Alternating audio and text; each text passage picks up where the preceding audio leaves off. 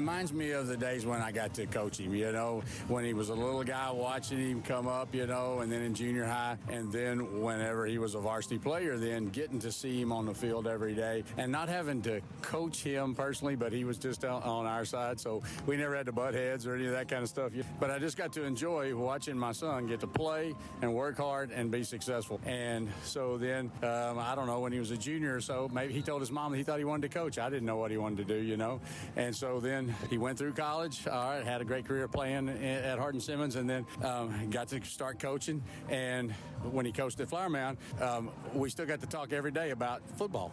And it was fabulous, just like when I got to watch him play, whether it be in college or high school or junior high or whatever. And then, so much fun, obviously. And then when he went to Austin, harder, obviously, because the distance was there, but we still talked every day.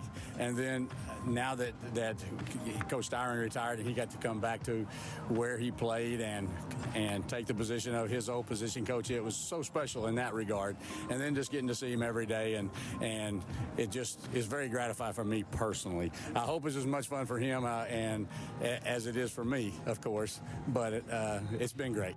Cale did add one thing, though, that he has to remind his father at almost every coach's meeting about who he really is. The funniest thing is whenever we're on the field, or even when we're in the coach's office and it's just the coaches, and he calls me Coach Nanny, and I'm like, Dad, you still call me Cale. I'm still your son in here. That's a wrap on tonight's Eyes and Ears of Argyle are upon you feature, and we hope you enjoyed hearing about the very special father-son coaching duos on the Eagles coaching staff as much as we did sharing it with you. For Andy Smith and myself, we want to thank you so much for listening. Make sure you tune in next week for Pregame for a special playoff edition where Andy and I are going to take you behind the scenes to get to know our Argyle Eagles on a deeper level.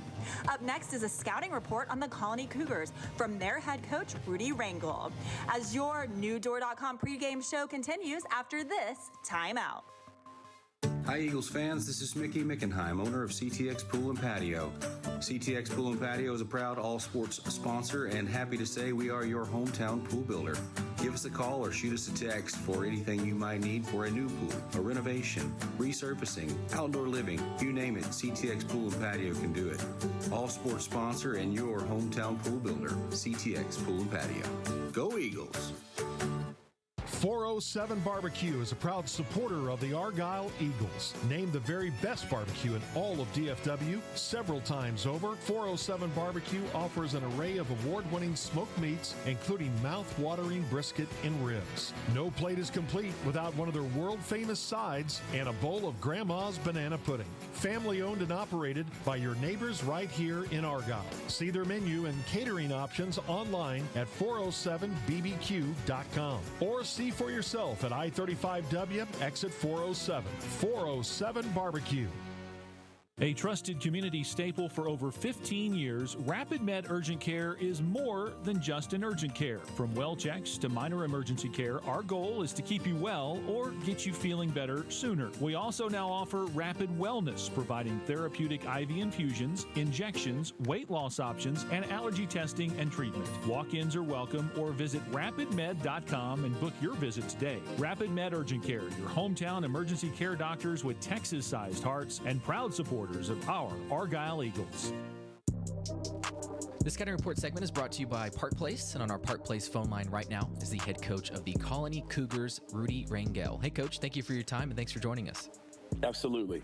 So, Coach, a little bit about you. You've been at the Colony since 2005, head coach for 18 of those seasons, and you're right there with Coach Rogers in terms of longevity at one school, which is very impressive these days. And Coach, when Rogers took over at Argyle in 2003, Argyle was 2A. He was doing the team's laundry. The high school had been open for very long. Now you look, a new stadium's being built, a new high school campus, an indoor. You know, the town has changed a lot. So in terms of your stay at the Colony, how has the Colony changed since you've been there? Yeah, I mean, it's kind of similar, man. It was, when I first got here, years ago, it was a feeder road, and it was literally one way in and one way out to Frisco. And now you fast forward to now we're one of the biggest cities around, especially with the grandscape and all the growth in the Colony. The crazy thing is we have not had a ton and don't have a lot of room for actual homes and residential growth. So that has been an interesting dynamic as well. When I first got the job, years ago, we were 6A school. We were 5A right after that. I mean, the following realignment when I got the gig. And right now, we're actually going the opposite direction. We are a 5A Division II school now and dropped in enrollment. There's just not a lot of places to actually grow in the colony as far as like places to build apartments and stuff like that. So it's an interesting dynamic. You know, the 121 corridor, the Grandscape in that area that's all to the colony is the number one, restaurant, entertainment venue in the world. It's literally a world-renowned area, and it's only 3 phases built out of 5. So it's been an interesting dynamic for me to actually shrink a little bit, which has been really weird because for a while there we were projected to be, a big 6A school, and then when Grandscape showed up, it ate a lot of, projected home sites and subdivisions. And then now as we actually really grow into the colony, even areas that were projected to be subdivisions have become restaurant and entertainment paths because anything within a mile of the Grandscape is like, almost at 150% markup in other stores when they build them around the colony. Very, very unique area, to say the least. Yeah, for sure. A town like Argyle that's got nothing but land, they choose to build houses. But then, yeah, you're right. I hadn't thought about that. If, you've got entertainment districts, yeah, they might want to put other businesses around. So, yeah, the town's definitely changed. So yeah. I got one more question, kind of about off the field stuff, and then we'll get into your team this year. Because I was reading some articles on your teams before the pandemic, and I saw this one name a couple times, Christian Gonzalez, and I thought, no way, that's the Patriots cornerback, right? And sure enough, it was. So how cool has it been to see his path toward the NFL? Oh yeah, man, his story is very unique, and I was at the NFL draft. One of the most unique experiences I've ever had in my life, and he came to us as a sophomore and was from Carrollton Creekview. Never played corner in his life. Was a quarterback on a triple option team on the JV. And so when he walks in the door, his mother, his family's always in the colony, but she's an avid teacher, and so she teaches at Creekview, so he always just followed her to work. And he walks in the door, and he's beautiful. And I'm thinking to myself, what's wrong with him? I think that time Gregory was with me, and Caleb Hunt, they all still, Ramsey was too, I think. And I'm like, something's got to be up. I mean, how does this kid walk in the door looking like this? And he's telling me he's on the JV on an 0-10 Carrollton Creekview triple option team. And so that very day he came, we had 7-on-7. It's during the summertime. We played on Tuesdays, and we took him over and we said, "Hey, listen, man, we need some help at corner. We're live. We have 2 kids missing." And that was the very first time he ever played corner. Well, fast forward, he starts with me that year, obviously as a junior, and through the first 3 games, he scores in every imaginable way you can think of: kickoff return, punt return, quarterback. At Wildcat quarterback, he has a pick six, a whole 9 yards. And by the end of the 3rd game, his first 3 games playing for me, he had probably over 30 offers by the end of his first 3 games. Wow. And the word got out fast. And then by the end of that, he was the number 1 corner. And then he goes to Colorado with another athlete, a really talented receiver. And then he transfer ported to Oregon, and not because of any money or any of that nonsense, because one of his position coaches went to Oregon. And that's why he did that. And then he was top round pick, was taken 16th overall. And on paper right now, man, going into this weekend, he is the number 1 ranked corner defending receivers. Yeah. This weekend in the NFL, number one ranked corner in the NFL right now. Yeah, I know people want to talk about Sauce Gardner and Jalen Ramsey, but the numbers say that Christian Gonzalez is the best corner in the league, and it'll be pretty cool for him if Belichick never gets another job. He was the final first-round pick of Bill Belichick. Yeah, and that was exciting when he got drafted by him, because we thought he was going to. That whole deal was weird too, because we felt like he was going to go projecting the top 10, and when it kind of just kept trickling down a little bit, we were hoping to get back to the Patriots, and that's what happened. And the coolest story of it all was at that time, Trey was my 7th grader. My son was in 7th grade, and Christian he's just a good dude, man. He's bored, and get Trey on the phone, and they FaceTime each other, and they're BSing about video games. And I mean, he's just a really humble, real human. It's a pretty good little deal for us. And he comes back all the time. That's awesome. Was the grand marshal at the parade, and it's just a matter of all you got to do is say, what you need, and he does it, and he's just a very good dude. Yeah, it's cool watching your kids go into big things, isn't it? Yeah, brother, absolutely. So a couple more questions. This is head coach of the Colony, Rudy Rangel, on with us. And Coach, you got one more game to go this season. As you're looking at your team, your seniors, they got one more go. What's the message to the team this week? Yeah, man, it's simple, man. We have a really good football team. We got really banged up really after the first district game against Colleyville. And we've been struggling since as far as just having kids on the field. And then when we get a kid back, it takes them a game to get adjusted and used to it. And turnovers have been really our Achilles heel, to say the least. And we've got so many turnovers as far as offensively. And defensively, we've created a ton.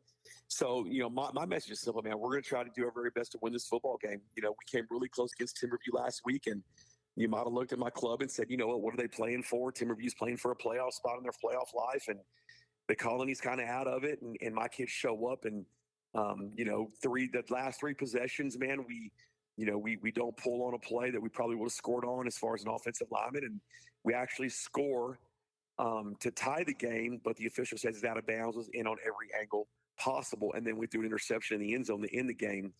And so that's my message, man. I mean, we feel like there's some areas we can attack this game, attack this team, and until that whistle blows, bro, we're going to coach bell to bell, whistle to whistle. My kids just know to show up and play hard, man. Another reason why I'm here so long, I just love the way the kids are in the Colony. Yeah. One final thing for you, Coach. We do this interview to get a look at your program. So yeah. Tell us some names that we'll hear on the broadcast, and better yet, who are some of your captains and leaders off the field? Yeah, absolutely, man. So offensively, we've got a really good offensive line led by Wyatt Robinson, big number 74, a kid named David Stevens, and just really good senior offensive line. There's a couple underclassmen. There's a big kid named Kelvin Iwu. I can't remember what. I think he's 70. He's from Nigeria. And he's never played football until last year. We got him through Collegiate Academy, and the kid's got 7 offers. He got 7 offers before he even played a high school football varsity play. So he's one to keep your eye on. He's ginormous. You can't miss him. He's not as big as y'all's guys. Now, the craziest thing is, as big as I think we are, we're like little guys compared to the Argyle's offensive line. So those guys on offensive line I love. We got a real big tight end, comparative to your guy, not as big, but comparative. Number 11, Vincent Casano. Who's a very talented kid, only a junior.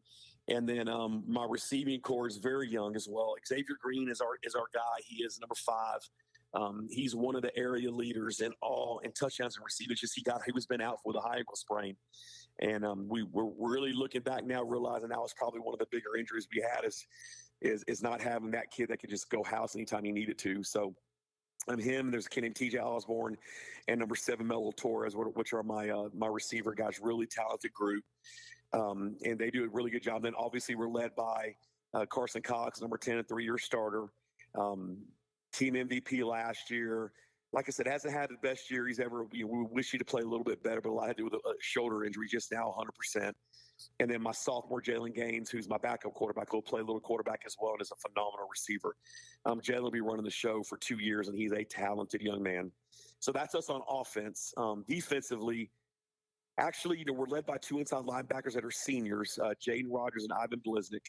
Number 12, Bliznik just broke the high school tackling record for the Colony at 118 with a game to go. He did it last week against Timberview. And him and Jaden are both multi-year starters.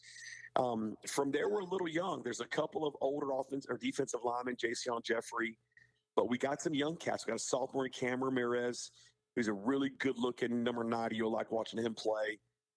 Anthony Love, 99. He's a junior. And then we rotate a lot of guys in that young group. There's another sophomore we like a lot, Joey Mendez. And then corner-wise, we're very talented there. We start a senior in Corey Greening, number 4, who is a really talented kid. And then our kid with 5 interceptions right now tied to the state as one of the leaders is Noah Chavez. He's only a junior. And then you morph back to the back end, which is Sean Keenan and Trey Burton. Those guys, Sean Keenan is probably one of the best safeties that ever come through the school. Also, we're really close at breaking a tackle order for safeties. And then I think that Trey Burton's got 4 picks. So our secondary, our back half, has 11 picks, and we have 17 turnovers in district with this defense.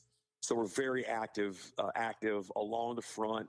Come from a bunch of different areas, dropping from helicopters that we have to, man. Just try to confuse as many people as we can, and that's us. So that's in a nutshell. Yes, sir. That's awesome, Coach. Well, Coach, I greatly appreciate your time. Thank you so much for your transparency. It's great to know, get to know, you in your program. Best luck to you and your boys on Friday night. Okay, appreciate you, man. Thanks for the call, man.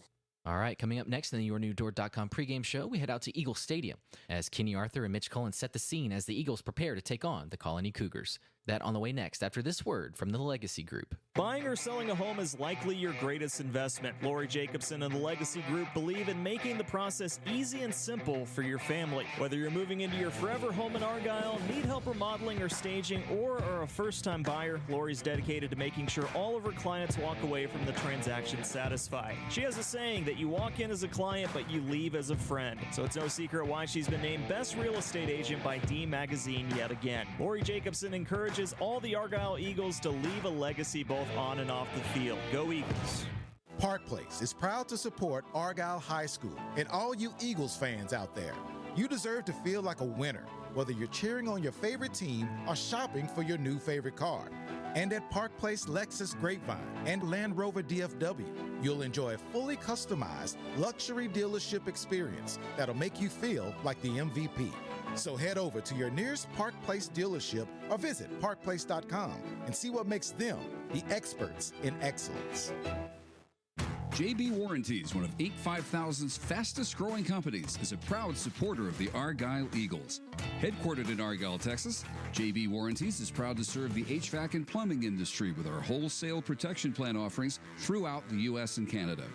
The winning game plan for every season starts with warranty plan offerings backed and serviced through the nation's leader, JB Warranties. For more info, visit jbwarranties.com. Go Eagles! Hey Eagles fans, whatever your job may be, United Rentals has the equipment and tools you need to get the job done. We rent and sell everything from forklifts, dirt and aerial equipment, to trench shoring systems and portable restrooms, along with a complete range of industrial tools for any job. You can count on United Rentals, the world's largest rental company backed by a team of equipment experts. For a branch nearest you, visit UnitedRentals.com. United Rentals is a proud sponsor of Eagle Athletics. Go Eagles!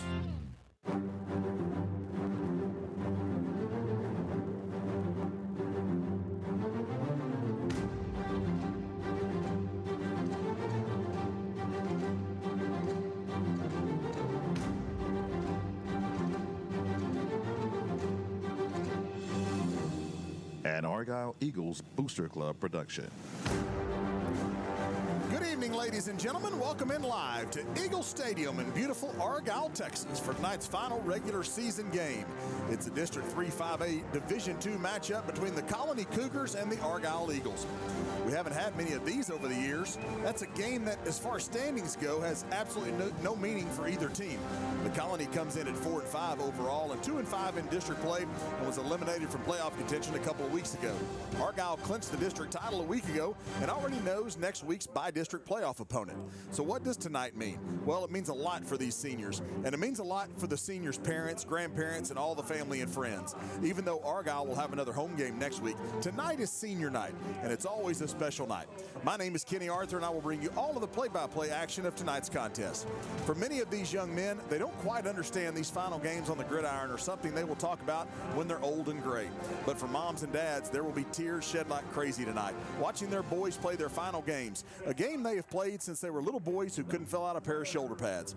I had a cheerleader honored a couple of years ago for senior night, and it certainly was special. But to talk a little more about what tonight means for these boys, but more importantly for the parents of these boys, I bring in my broadcast partner, Mitch Cullen. Mitch, you and Rhonda know this night very well, having three boys go through this program, both on the gridiron and the baseball diamond. What's going through the minds of mom and dad tonight? Kenny, it's definitely a bittersweet moment, but it's also a very special moment.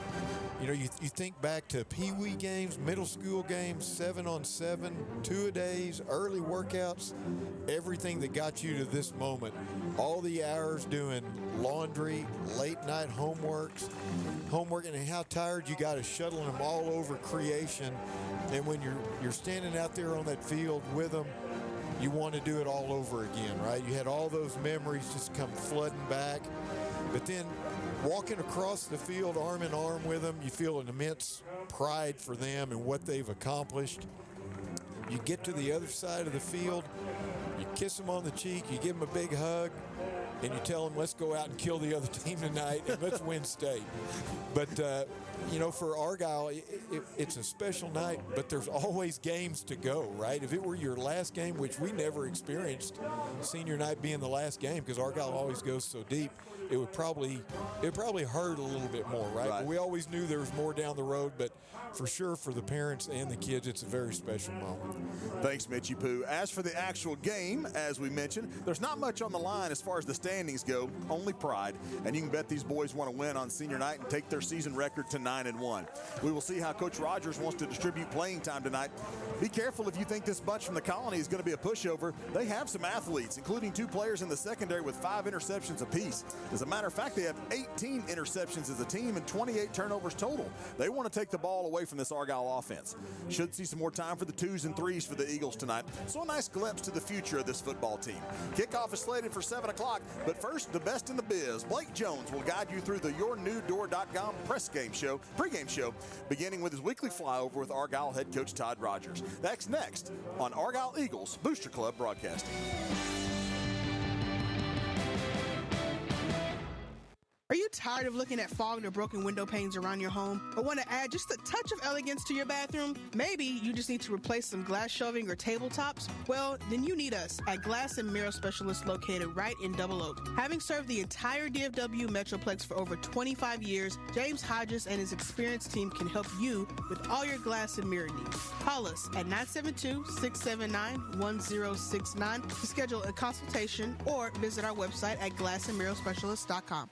At the Sunny Darden Group, we are more than just your local real estate advisors. We are your hometown connection within the world of real estate. We live, work, and raise our families right here in Argyle ISD. With kids in the district and a deep love for this community, we're committed to supporting our teachers, neighbors, and everyone who calls this place home. Whether you're buying or selling, we're here to guide you every step of the way.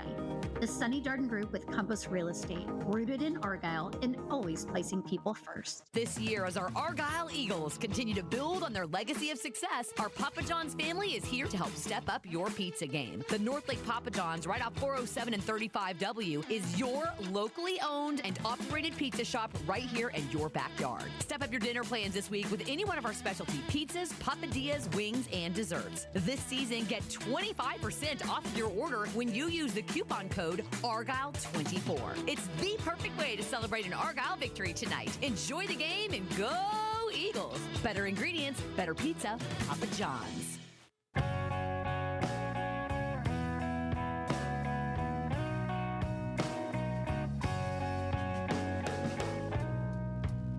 .407 Barbecue brings us this week's weekly flyover with the head coach of the Eagles, Todd Rogers. And Coach, another win, another week, another district win for you. You run off 8 straight wins. Your latest, a 62-7 win over the Grapevine Mustangs. What did you like about your team coming out of that one? Well, it's always about our performance and what we do. And I was certainly pleased with the way the kids managed their brains. I thought we had a good week of practice, and we were very forthright with the way we challenged ourselves and got ourselves ready to play. And that last 48 hours is really mental preparation and physical recovery. And I thought the last 48 was about as good as it's been all year. So it was a big statistical night for Will Krzyzak, his biggest of the season, 9 catches, almost 150 yards, 3 scores. He had a great night against the Mustangs. Was that your offense trying to find ways to get him the football, or is that just kind of how the game played out? Well, you're never really sure. I'll give you a really long answer, Blake. You're never really sure what the opponent's going to play defensively. Obviously, they didn't have a guy in the middle of the field, and they played outside leverage with a corner. So we kind of anticipate things like that. But you're never really sure what the tweaks or adjustments they're going to show up with defensively, and we were just able to take advantage of a situation with our outside receivers because Brooks Bryant caught a ball down the field. And so it's just a matter matter of fact of what they're willing to give you. You know, most of your passing touchdowns had big numbers next to them. A lot of 30s and 40s next to the receiving touchdowns. And, you know, sometimes, you know, you see offensive coordinators saying, hey, we're going to get this guy the ball 15 times tonight, or at least target him. And, you know, come hell or high water, we're going to target this guy. So sometimes it's just what the defense offers. And you answered my question. Another huge week for your third string running back, Obadiah Goebel. He averaged over 12 yards a carry and 3 touchdowns. And when a guy is flourishing like that late in games, does that encourage you to want to get him the football, or is that a guy just capitalizing on the opportunities in front of him? I think both are true. You know, he's been predominantly a JV back most of the year due to injuries of Chase Bagley. You know, we gave him an opportunity to move up and get some quality reps. Obviously, pass protections and run schemes and our pass schemes, you know, there's a lot for him to learn. So it was a baptism by fire in regards to that. So reps are reps. Obviously, we can get him more reps in a late part of a game than we can rotating with the running backs in practice. So we're able to utilize that, and he's, you know, obviously taking advantage of it, and it's been good. So his development is critical to our success.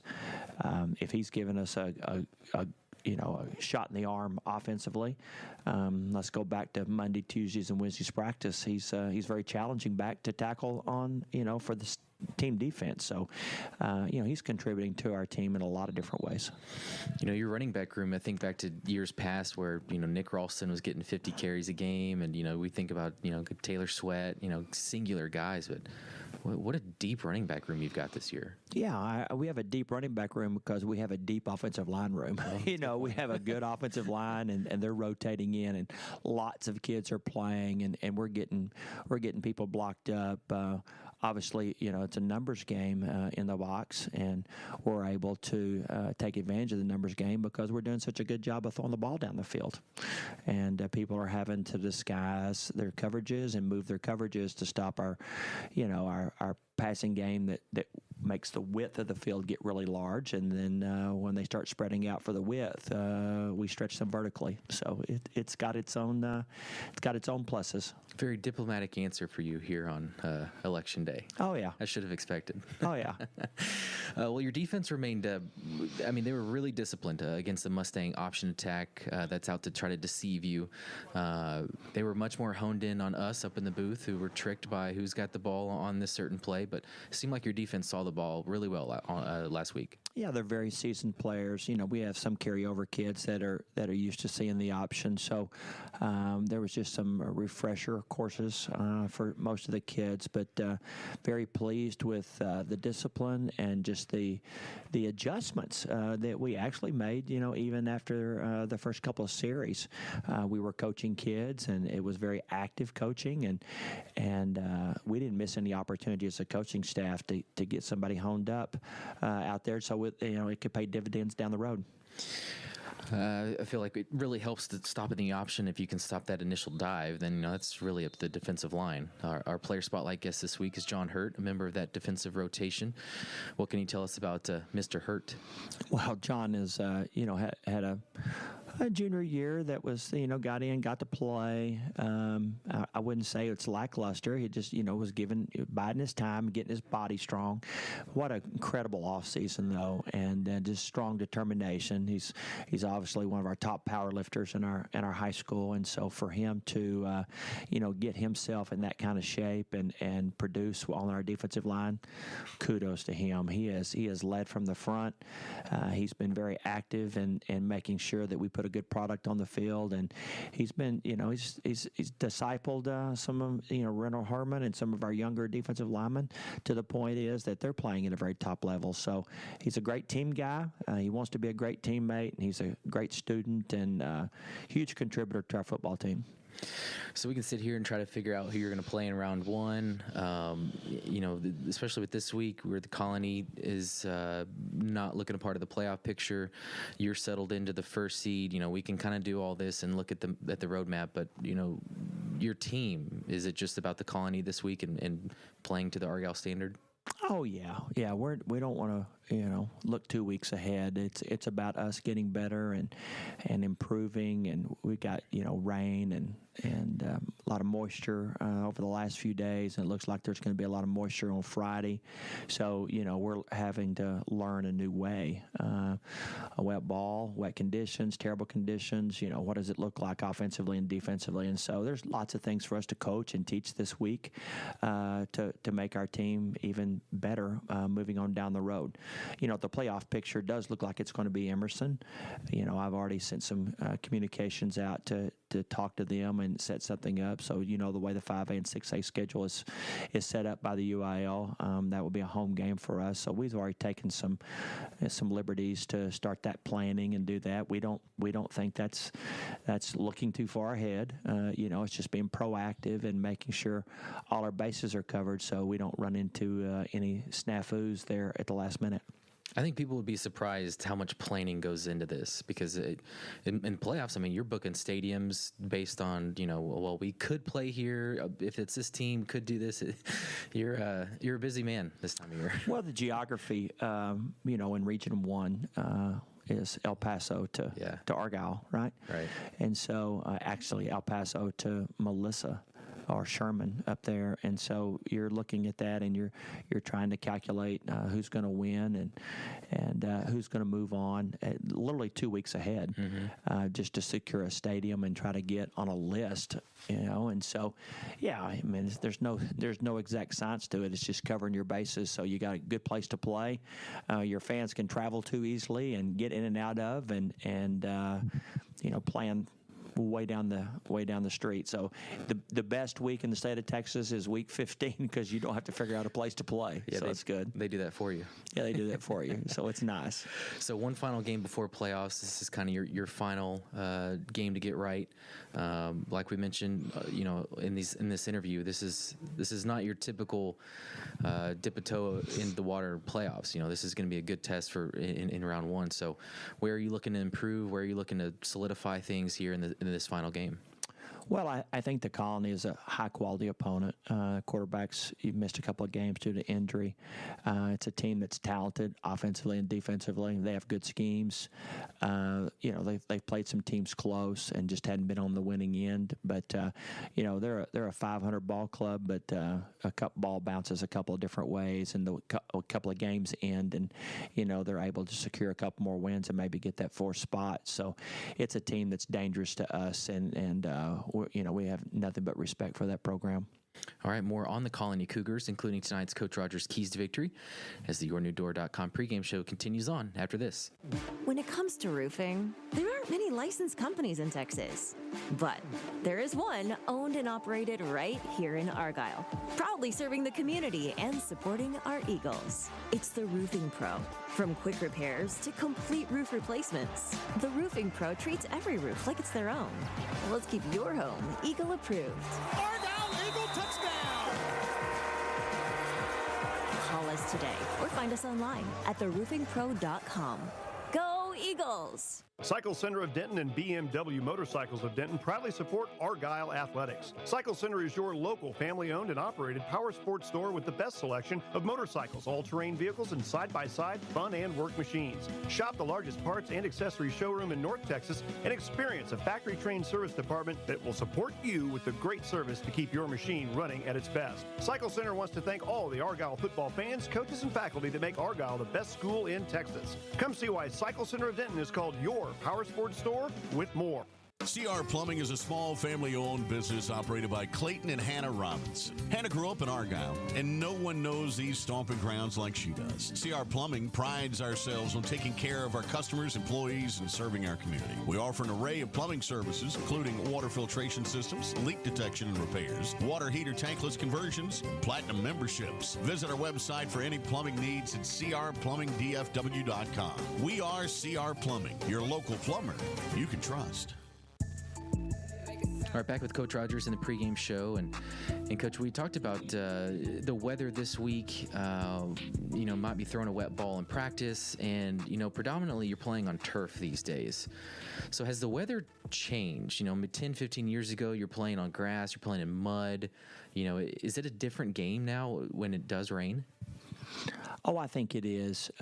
You're able to sub the ball much better than you ever were. When I was in high school, it was 100% grass fields, and we would take trash cans and fill them full of water, submerge the ball in there, and then create the worst situation for the center quarterback exchange. Of course, we were almost exclusively under center back then. And so, the dirt and the grass offer a different element. The gloves offer a different element. Hand-drying agents offer a different element. Heaters on the sidelines offers a different element. All those things, hand warmers, multiple pair of gloves. All those things could change, just the factors in receiving a ball, catching a ball, throwing a ball, hanging on to a football. All those things play into it. So, yes, the weather is impactful. It's not quite as impactful if it was 5 or 10 years ago just because of the quality of the field. But even in a heavy dew, sometimes stays on a turf field, it will get on the ball, make the ball slick. So, preparing the footballs, which was a ritual for Argyle, is to prepare those footballs. We polish them and wax them to minimize water absorption and to enhance grip. And so that happens. That happens during the game, and that happens pregame, at halftime. So we do everything possible to make sure that football is tacky and able to be held on to. And even last week, there was no rain, it was kind of, but just the way the humidity and the dew point and words I don't understand, it was slippery. And so it's just the weather's changing. So the game changes a little. Right. You just got to get that dew point. If that dew point elevates and it creates some moisture in the air, and it has a not so favorable impact on the football. So the Colony is knocked out of the playoffs. They have no shot at the tournament. Does a team like that, they got nothing to lose. They're playing free. Does a team play a little differently when they have nothing to lose like this? Can you sense a difference in film or in your experience playing in this last week of the season where a team, is just kind of just playing for fun? It can, and it should. Obviously, it's all about how they approach it and how they handle it. Obviously, we think that program is going to come out ready to go, create a big buzz going into off-season. Nothing better than to upset the Argyle Eagles. Mm-hmm. We look at it from that point of view. We preach that. We talk about that. We practice that. And that's something that's forefront in every kid's mind on our football team. So it gets talked about at length about that. The real essence of it is that you got to get out there and do what you do, and resurrect that fear, the end, the totality of the season's over with for them. Get that embedded in their brains very early on that the Argyle Eagles are here to play, and deny that experience or resurrection of thoughts is that they're going to go into off-season on a high note.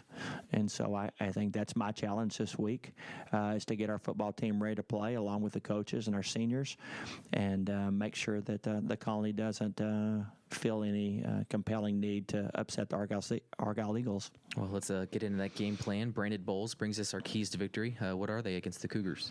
I think the foremost thing is that we really believe that we've got to dominate them with the run this week, and I think we have a fabulous plan.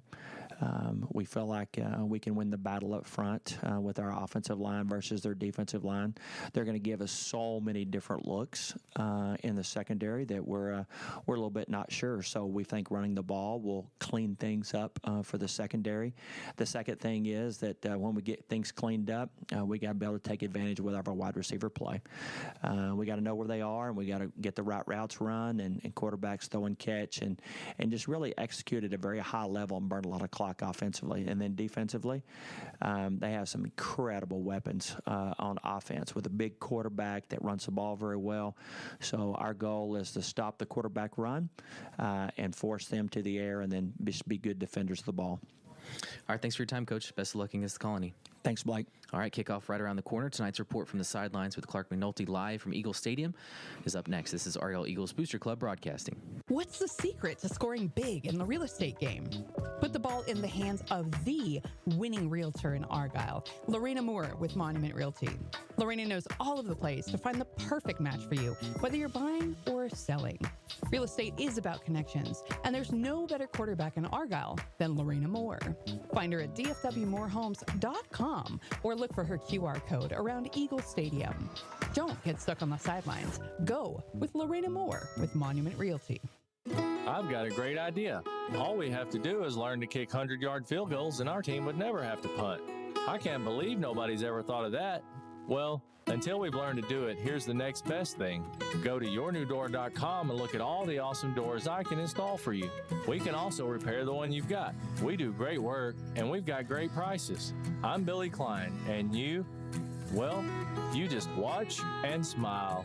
Yournewdoor.com. Let's go, Eagles! And he stays in bounds. 10-5, Argyle Eagle touchdown. This is Eagle football.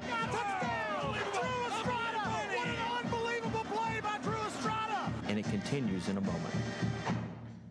407 Barbecue is a proud supporter of the Argyle Eagles. Named the very best barbecue in all of DFW several times over, 407 Barbecue offers an array of award-winning smoked meats, including mouth-watering brisket and ribs. No plate is complete without one of their world-famous sides and a bowl of Grandma's banana pudding. Family-owned and operated by your neighbors right here in Argyle. See their menu and catering options online at 407bbq.com or see for yourself at I-35W exit 407. 407 Barbecue. Dreaming of a landscape transformation? JLBB Co. is here to turn your vision into reality. With over 25 years of experience, we specialize in revamping outdoor spaces to enhance beauty, functionality, and value. Whether it's maintaining lush lawns or redesigning patios and walkways, our North Texas team delivers first-class service every time. JLBB Co., your partner in landscape perfection.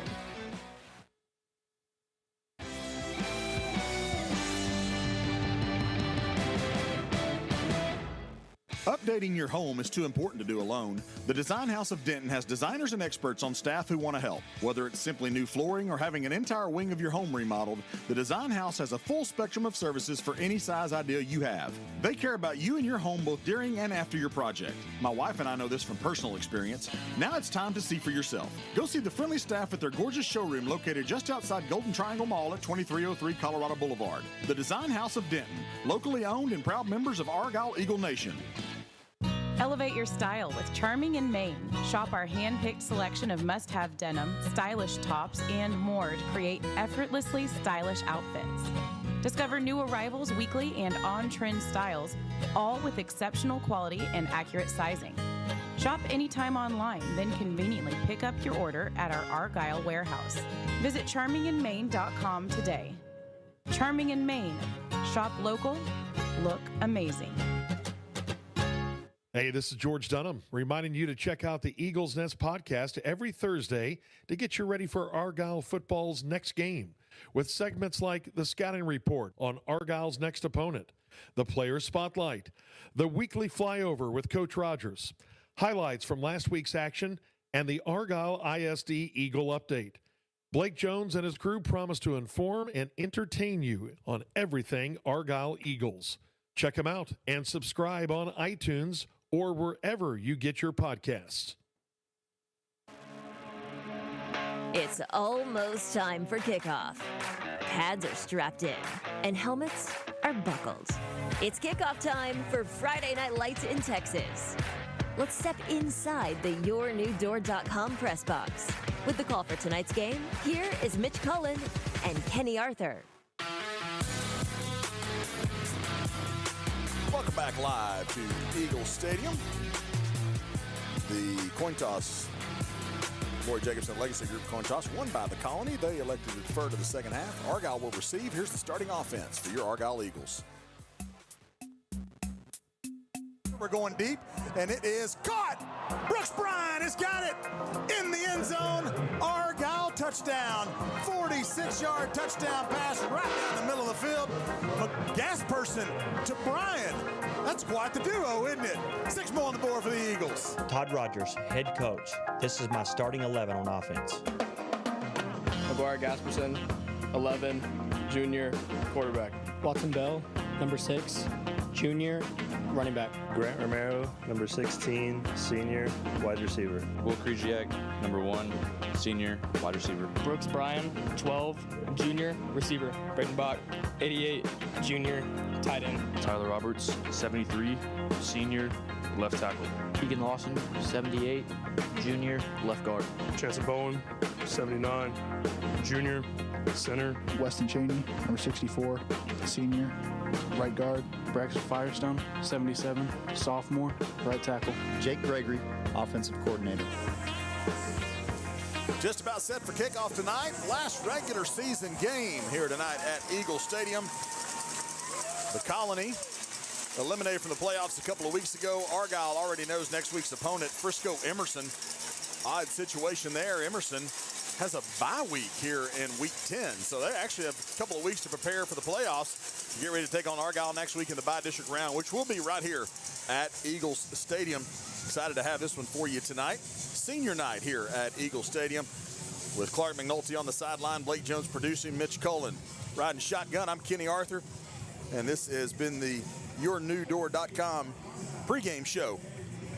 DFW Door Repair is now YourNewDoor.com. Different name, but the same quality door company you've grown to trust. YourNewDoor.com. Set to kick off is Patrick Putz, number 22 for the Colony Cougars. Argyle will have the football first. Here's the starting defense for the Colony. Up front, Cameron Ramirez and Joey Mendez, the defensive ends. Anthony Love is the nose guard. Outside backers are Dominic Jeffrey and Trey Simmons. Inside backers are Ivan Bliznick and Jaden Rogers. Corners are Noah Chavez and Corey Greening. And the safeties, Trey Burton and Sean Keenan. As we are just about set for the kickoff for the final game of this regular season for 2024. Damp night, had a pretty heavy rainfall about an hour ago here in Argyle, but it is dry right now, feels a little damp. And the kickoff will land at the 1 and roll into the end zone for the touchback, and Argyle will bring it out. And they will have it 1st and 10 at their own 25-yard line. McGuire Gasperson, the Argyle quarterback, 6 foot, 190-pound junior, throwing for 62% on the season. 19 touchdowns, 8 interceptions. Also runs the ball for about 3 yards per carry. He's had 4 touchdowns on the ground. He has fumbled the ball a few times, so a little bit turnover prone is what McGuire needs to get out of his system for the playoff start next week, Mitch. Yeah, and he's doing better, right? I mean, a bunch of that was early in the year, and I think as he's matured and gotten used to the speed of the game and everything, he's gotten much better at that. 1st down and 10 from the 25. Eagles moving from right to left in this first quarter, and it's going to be a handoff to Watson Bell straight ahead. He is hammered right at the line of scrimmage. Absolutely nowhere to go. First one to make the stop is Trey Simmons. 2-yard loss. Trey Simmons, outside linebacker. Number 0, 2-yard loss. 2nd down and 12. 3 receivers go right this time, 1 left. Ooh, there's some movement here early. Yep. Looked like McGuire Gasperson wanted the football, and it wasn't snapped. And it's going to be a procedure penalty on the Eagles. Yeah, not really the way you want to start out. False start. Offense, number 1. It's a 5-yard penalty. Remains 2nd down. So now 2nd down and 17. And this is a tough one to get up for, Mitch. This game has no meaning really for either team, but I think the Colony's got a little more fire in their belly to start the game. They'd love to knock Argyle off, right? Sure. Here's another handoff to Watson Bell. He does find a hole on the left side, then cuts it back up the middle. A nice open field tackle, though, at the 26-yard line. Making the stop was Brennan Chung. And an 8-yard pickup. It'll leave the Eagles 3rd down and 9.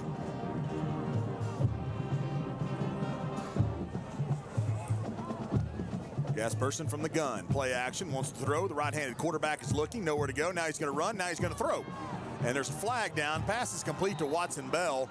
He is tackled immediately out there by Noah Chavez, the cornerback. And the flag is probably going to be a holding call. We'll get this call, and then we'll check in with Clark down on the sideline to get the Chick-fil-A at Argyle moved down there. This game might be a little hard to get up for with nothing on the line. Offense, number 79. Penalties decline. Result of the play is 4th down. So it's 4th down and 9. Clark, what's going on down there? What's the Chick-fil-A and Argyle mood on the sideline? Well, I'll tell you what, it's senior night. Everybody's got their parents here, grandparents, aunts, uncles. Everybody wants to show out for their families tonight.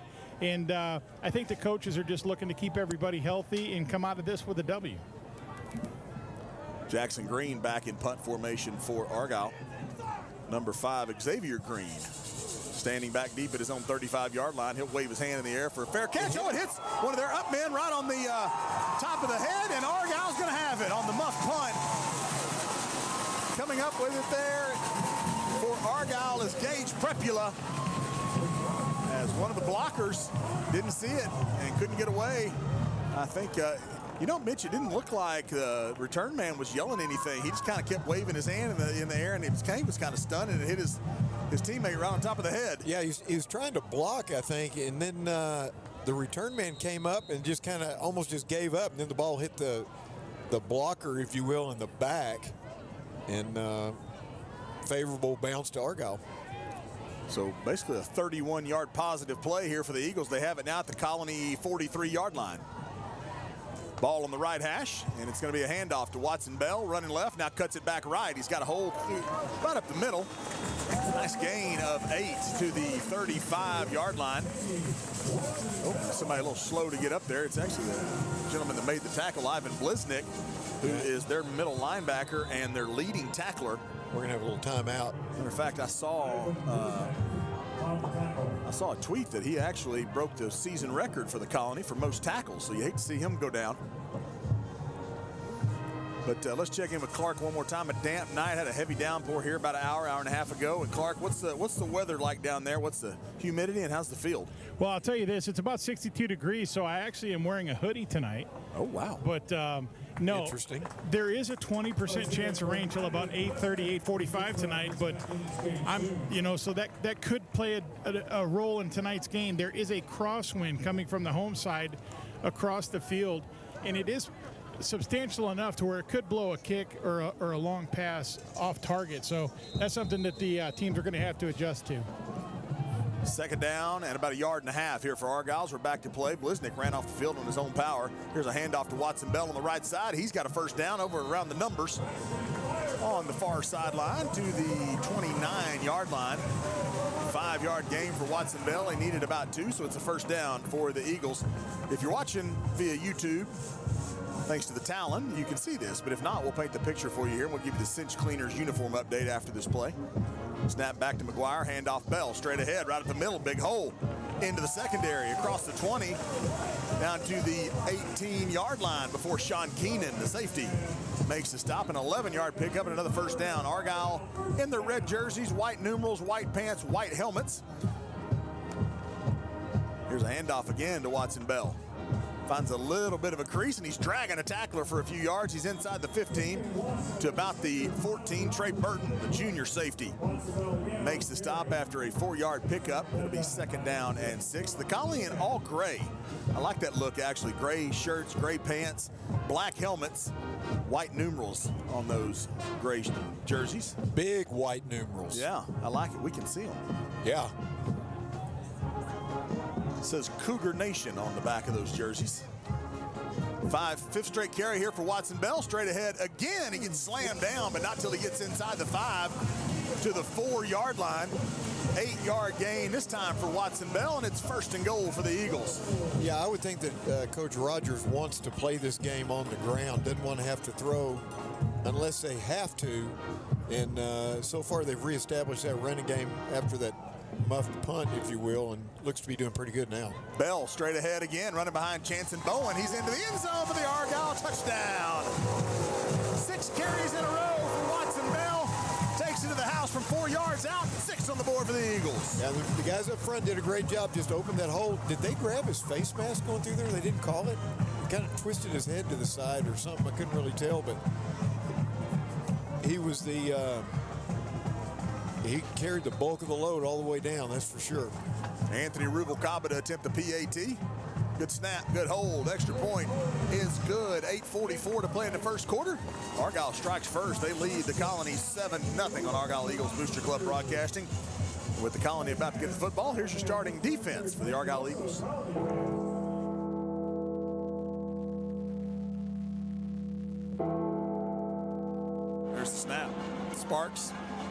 from the end zone. Screen pass intercepted. Intercepted. It's a little hinky-pinky. Hank Woodard with the interception. Pick 6 for Hank Woodard. All aboard. 6 more on the board for the Eagles. Todd Rogers, head coach. This is my starting 11 on defense. Rhino Herman, number 49, sophomore, defensive tackle. John Hurt, 94, senior, defensive line. Xavier Trotter, number 44, senior, defensive tackle. Thomas Irwin, 9, senior, linebacker. Brody Bomar, 33, sophomore, linebacker. Max Bland, number 32, junior, linebacker. Elite Bracey, number 7, junior, DB.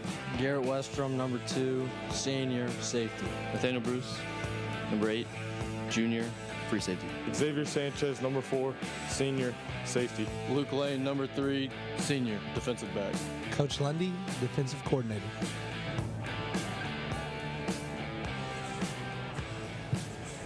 Kickoff from Anthony Ruvalcaba is low, squibbler along the ground, and they're finally just going to dive on that one. Back at the 20-yard line is Rylan Kessler. Probably could have picked it up. Yeah, he could have, but I think, he had his back to Argyle, so he had no idea, I guess, how close they were. And that hadn't worked well for him on kicks, having your back to the kicker. No, especially not on that last punt. Here's the offense for the Colony Cougars. Carson Cox should be your quarterback, 6 foot, 225-pound senior. First for 52%, 1,285 yards, 11 touchdowns. He does have 10 interceptions. And he has fumbled a couple of times as well. We'll make sure that's him. We've got a couple of different quarterbacks that can play for these guys, as they've had some injuries throughout the year. But 10. It is Carson Cox. And it's going to be a little pass on the inside here, trying to do a little end around. And he's going to get across the 20. Max Bland makes the stop after a 1-yard gain to the 21-yard line. Xavier Green was the receiver that time. The running back is Kendrick McLeodon. He's a junior, number 2. The receivers, one of them I just mentioned, Tyler Osborne Jr., Xavier Green, and Carmelo Torres. Vince Canzano is the tight end. Wyatt Robinson is the center. Nate Kester and David Stevens the guards. Devin Gertman and Kelvin Ewo, sophomore left tackle, who already has several D1 offers. And here's Carson Cox. He's just going to keep it himself. Free play. And John Hurt makes the tackle, but I believe it was a free play as they gave Argyle a little dose of their own medicine with drawing them off sides there on 2nd and 9. Well, there's a little trickery involved, right? The quarterback claps his hands and the linemen go off of their knee down to the 3-point stance, right? And so Argyle thought they were moving, and I guess they jumped off. Offside. Yep. Defense number 94. It's a 5-yard penalty will remain. 2nd down. Kind of deceptive, but 2nd down and 4. All right, you want to do a drive summary real quick? Let's do a drive summary. Yeah, this first one is brought to us by Lorena Moore of Monument Realty. So after the muffed punt, if you will, 6 plays, 43 yards, a minute 51. Watson Bell had every play, every carry, 6 carries. He's so far already got 8 for 49. Last week he had 9 carries in the whole game. This pass is incomplete. Intended out there for Xavier Green, and I don't know if the ball slipped out of his hands or what, but it wasn't anywhere close to the intended receiver. And it's going to be 3rd down and 4. Yeah, I'm not so sure that passing is the strong point of their offense. Definitely not. I don't think the offense is the strong point of their team, so it's going to have to be, they rely on their defense. 3rd down and 4. Here's a quick pass. It's going to be complete out there to Xavier Green. He does have a 1st down. Big cushion over there by Landon Howell.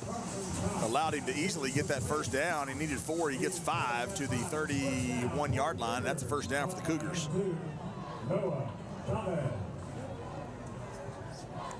Yeah, that ball was in the air too long. Argyle should have had somebody over there. They went from one hash all the way to the sideline. Ball on the left hash. Man comes in motion from left to right. That's number 7, Carmelo Torres. He's now in the slot on the right side. 2 receivers right, 1 left. Carson Cox gets the snap. Plenty of time to throw. Now rolls out to his right. Now he's under pressure. Now he'll just throw it away. Into the Argyle sideline. Tanner Kane makes the catch over here on the sideline. And It's going to be second down and 10. Good job high pointing the ball over here on the sideline. Yeah. It's kind of funny if you watch them all, the ball's coming, and they all kind of move out of the way like it's a runner that's getting knocked out of bounds or something. They're like, they don't want to get hit with that ball. But then they all celebrate when someone makes a catch. Yes. Like it's, you know. Like it's something that's really Like Tanner out of the ordinary. Like Tanner's never caught a football before or something. Second down at 10 for the Colony, moving from left to right in this first quarter. Argyle leading 7-0, 7:01 to play, first quarter. Cox claps his hands together. Now he's got the snap, and he's going to hand it off. McLaughlin's first carry around the left side, and he's going to be tripped up over there across the 35 to the 36-yard line. Xavier Sanchez, number 4, makes the stop for Argyle. That was a big collision over there. That dude is a load. Pickup of 5, third down and 5. 2 receivers stacked on the right side. Now they'll check to the sideline, get the play call.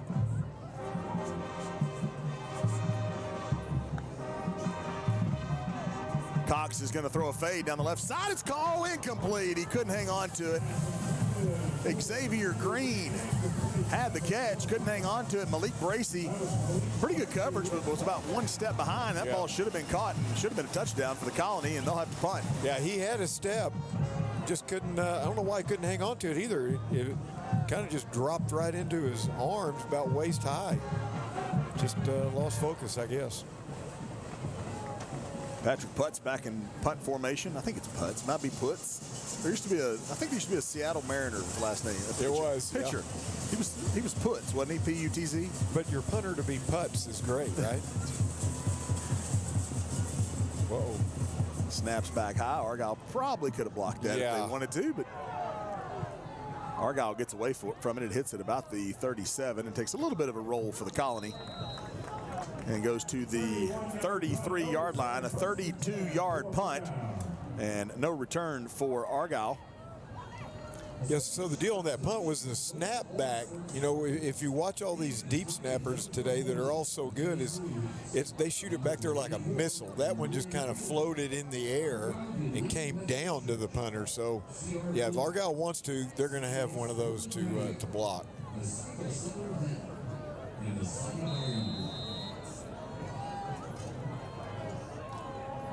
Argyle from the 32 is where they'll spot the football. 2 receivers to either side for the Eagles, and Gasperson's going to hand it off. Watson Bell, he's got room up the middle, makes a nice move to his left, to the left hash mark, gets to about the 37-yard line. 15-yard pickup there before Corey Greening, cornerback, comes over to make the stop. Number 4, it's a first down to the 47. Yeah, that one guy left something on the field after with the move that Watson put on him. And Bell again. He's going to bounce it left this time. Breaks the tackle in the backfield. A little bit of a spin move, though, but he cannot get away from Riley Stewart, number 18. Credit him with his first tackle. It'd be a 2-yard pickup to the 49, second down and 8. Yeah, and he had to really fight just to get those 2 yards. They had him in the backfield, and a couple of good moves by Watson Bell, and he gets 2 yards out of it. Good to see their starting linebacker, Ivan Bliznick, their leading tackler. He's back out there after the injury on that first drive. Second down and 8. Play action, throw across the middle, it's complete. Will Krzyak's got it at the 35, and a little bit more down to the 31-yard line. 20-yard gain before Trey Burton can bring him down at the 31-yard line. That's the first Argyle Eagle besides Watson Bell to get his hands on the football. And it's going to be Bell again, running right. Across the 30, trying to get outside. Breaks the tackle at the 25 and is going to get all the way into about the 21-yard line. A couple Colony Cougars, including Ivan Bliznick, over there to make the stop. Kind of late, too, wasn't it? Yeah, one of them was a little late. 9-yard pickup. It'll be second down and 1. Yeah, my guess is you're going to see Watson Bell for the first quarter. Yeah, and then some Rexroad. Yeah, or Obadiah Goebel. Yep. Here's Watson Bell again, straight ahead, but bounces it to his left, and he's got another first down inside the 15-yard line to the 13 before Jaden Rogers makes the stop. 9-yard pickup, back-to-back 9-yard runs. Now Watson Bell will get a breather. He probably needs one. 12 carries already, and it's Obi Goebel who checks in. He stands to the right of McGuire Gasperson in the shotgun. Ball in the middle of the field at the 13-yard line. 2 receivers left, 1 right. Hand off Goebel straight ahead. He's going to bounce to his left. And he's going to get inside the 10 to about the 9-yard line. Jason Jeffrey, number 8. Backup defensive end makes the stop. 205-pound senior defensive end. Pick up a 4, 2nd down, 6. It's going to be Goebel again, straight ahead. A little bit of a rugby pile at about the 5-yard line, trying to push him forward. He's going to get to the 4. He's going to be just short of the first down, about 1.5 yards short. Yeah, again, they had somebody come in late and just nailed one of the Argyle guys in the back. That was Noah Chavez, just came in late and wanted to hit somebody, I guess. Goebel's got it. Nope. Yep. Goebel does keep it himself on the read option and goes in the end zone untouched. 5-yard touchdown run for Obadiah Goebel. 6 more on the board for the Eagles. Obi-Wan. That's right. Obi-Wan. Yeah, and that was a great run. And Argyle's running the ball very successfully now, but those guys up front are doing it, man. They're getting some serious push and getting to that second level, and that's what has these running backs succeeding so well already tonight. Greg Moeller, great snap. Tried Jordan, perfect hold. PAT by Anthony Ruvalcaba is good. 3:26 to play first quarter. Argyle leading the Colony 14-0 on AEBC Broadcasting. Back after this from the Design House. Updating your home is too important to do alone. The Design House of Denton has designers and experts on staff who want to help. Whether it's simply new flooring or having an entire wing of your home remodeled, the Design House has a full spectrum of services for any size idea you have. They care about you and your home both during and after your project. My wife and I know this from personal experience. Now it's time to see for yourself. Go see the friendly staff at their gorgeous showroom located just outside Golden Triangle Mall at 2303 Colorado Boulevard. The Design House of Denton, locally owned and proud members of Argyle Eagle Nation. Howdy friends, Marty B here, proud supporter of Argyle Athletics. Friends, come experience amazing at all of our restaurants. Marty B's, Rustico, 1845, Marty B's Coffee, Marty B's Ice Cream, and now open, Branded, Bowls, and friends, amazing news. We've got Cactus Canyon opening up this fall. It'll be our Tex-Mex restaurant serving delicious fajitas. Come experience amazing at all of our restaurants, and we look forward to serving you very soon. Squib kick along the ground. It is picked up by Tyler Osborne Jr. And he'll get across the 30 to about the 31 before Luke Fetters can make the stop.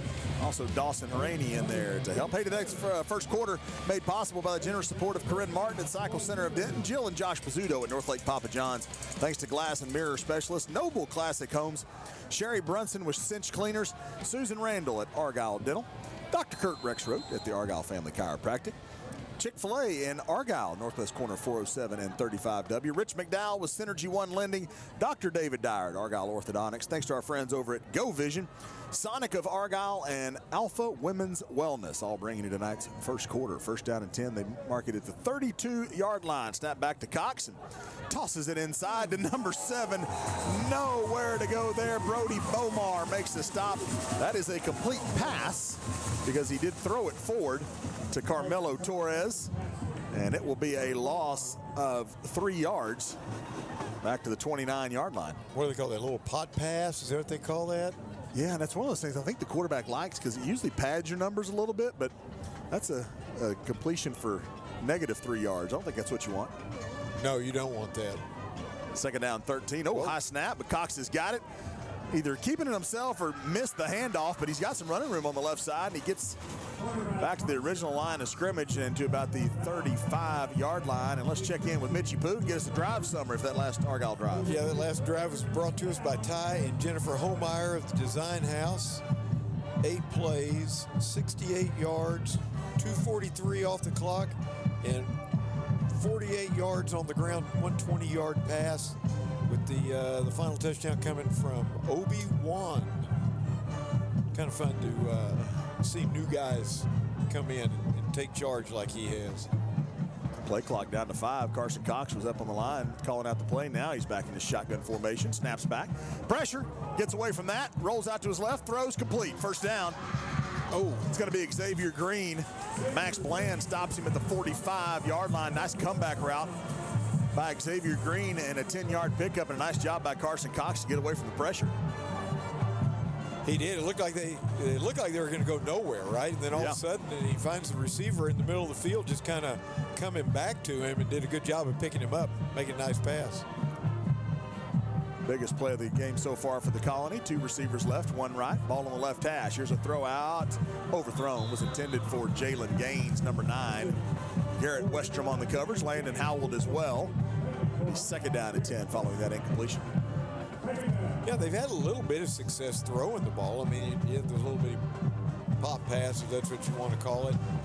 He seems to be down the field. He seems to be a little better kind of throwing over the middle when he kind of gets some gas. Those sideline passes, it seems like he's throwing them high every time. Yeah. The ball has the nose up in the air. Second down 10. Here's the read option, and Cox will keep it himself and get buried by Reno Herman in the backfield. 2-yard loss, a TFL for Reno. 3rd down and 12 for Reno. That is his 5th tackle for loss on the season for the 6'3", 235-pound sophomore defensive end for Argyle. So we got him for a couple of more years. Yeah. Bunch of them out there. 3rd down and 12 here for the Colony. 2 receivers left, 1 right, ball in the middle of the field at their own 43-yard line. Cox checks to the sidelines, walks up, tells his offensive lineman the play. Now back in the shotgun, snaps back, play action. Looking left, throwing left. It's complete. That's Torres.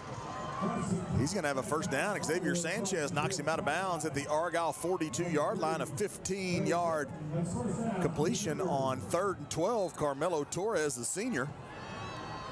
Yeah, plenty of time to throw. Not really pressured in the pocket. And then he did a good job of finding the receiver all the way on the far sideline and made a nice pass to him. They're in Argyle territory for the first time tonight. 1st and 10 from the 42. Man comes in motion from left to right. Cox wants to throw. He's going to throw to the man that went in motion, Xavier Green. It's complete. Inside about the 35-yard line. Actually, Garrett Westrom will bring down Xavier Green. Green, by the way, it's his 74th catch of the season now. He leads the team in receptions and yardage by a mile. Argyle pass rush not really doing much, so they can just sit back there in the pocket and look for those receivers. Play 8 of the drive, 2nd down 3 from the Argyle 35. Snap back. Play action, rolls to his right, throws complete.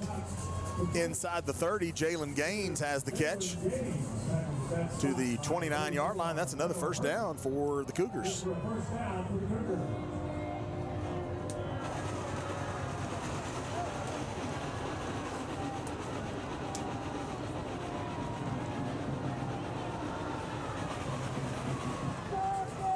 .24 seconds left to play here in this first quarter. We'll have time to get one more play off as the play clock will run out before the game clock here in the first quarter. 1st and 10 right at the 30-yard line. Cox just going to keep it himself to the left side. Big old quarterback. Yeah. And he's going to be brought down at the 26-yard line. Max Bland makes the stop after a 4-yard pickup. But that'll do it for quarter number 1. It's going to be 2nd down 6 when we come back. 1 quarter in the books here at Eagle Stadium. Argyle 14, the Colony nothing. Back for quarter number 2 after this from yournewdoor.com. I've got a great idea. All we have to do is learn to kick 100-yard field goals and our team would never have to punt. I can't believe nobody's ever thought of that. Well, until we've learned to do it, here's the next best thing. Go to yournewdoor.com and look at all the awesome doors I can install for you. We can also repair the one you've got. We do great work, and we've got great prices. I'm Billy Klein, and you, well, you just watch and smile. yournewdoor.com. Let's go, Eagles! What's the secret to scoring big in the real estate game? Put Put the ball in the hands of the winning realtor in Argyle, Lorena Moore with Monument Realty. Lorena knows all of the plays to find the perfect match for you, whether you're buying or selling. Real estate is about connections, and there's no better quarterback in Argyle than Lorena Moore. Find her at dfwmorehomes.com or look for her QR code around Eagle Stadium. Don't get stuck on the sidelines. Go with Lorena Moore with Monument Realty.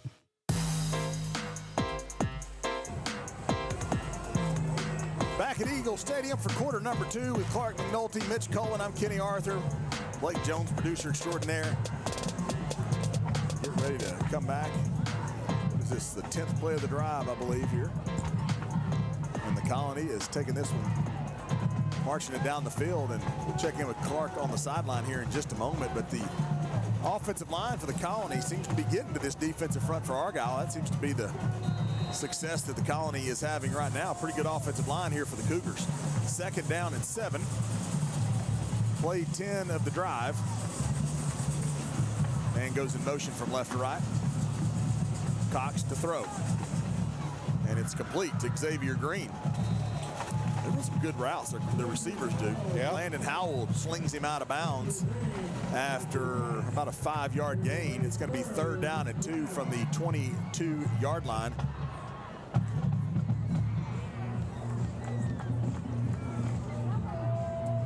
Third down and 2. You know, if you can't get pressure, maybe you only rush 3 and drop extra guys back.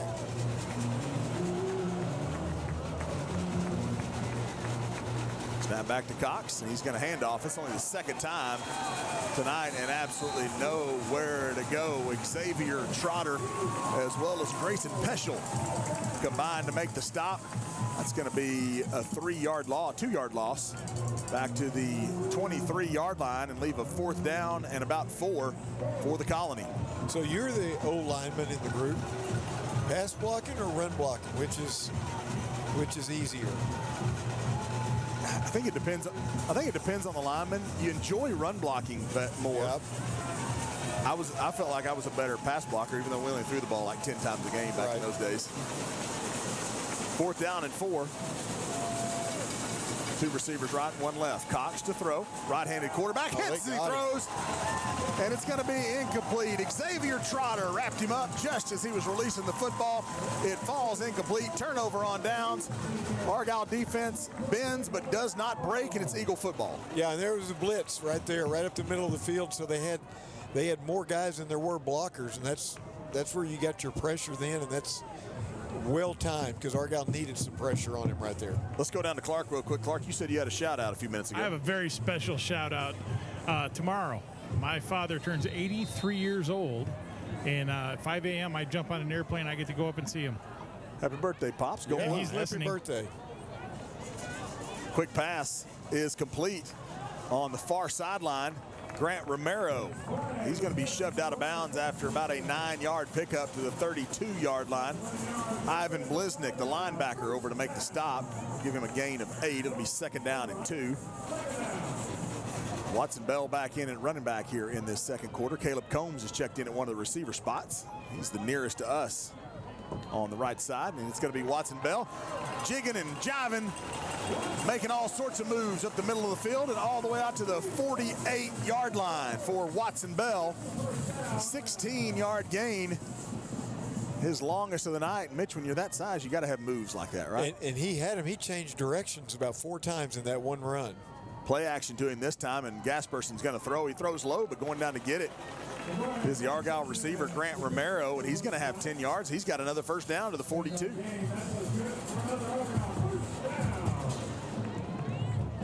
First drive, Argyle has thrown the ball more than once in a drive. It's going to be Bell again. He's going to bounce it out to the left this time, cuts it back inside. Looked like he didn't have maybe a yard or 2 and ends up into about the 37-yard line for a 5-yard gain. Man, he made that jump cut right there. He looked like he was heading to the sideline, made that jump cut, and that's where he got all of his yards right there. Over 100 yards already for Watson Bell, and he gets it again. Cutting again to the right and then back to the middle of the field, and he's got another 1st down, a 6-yard pickup to the 31-yard line.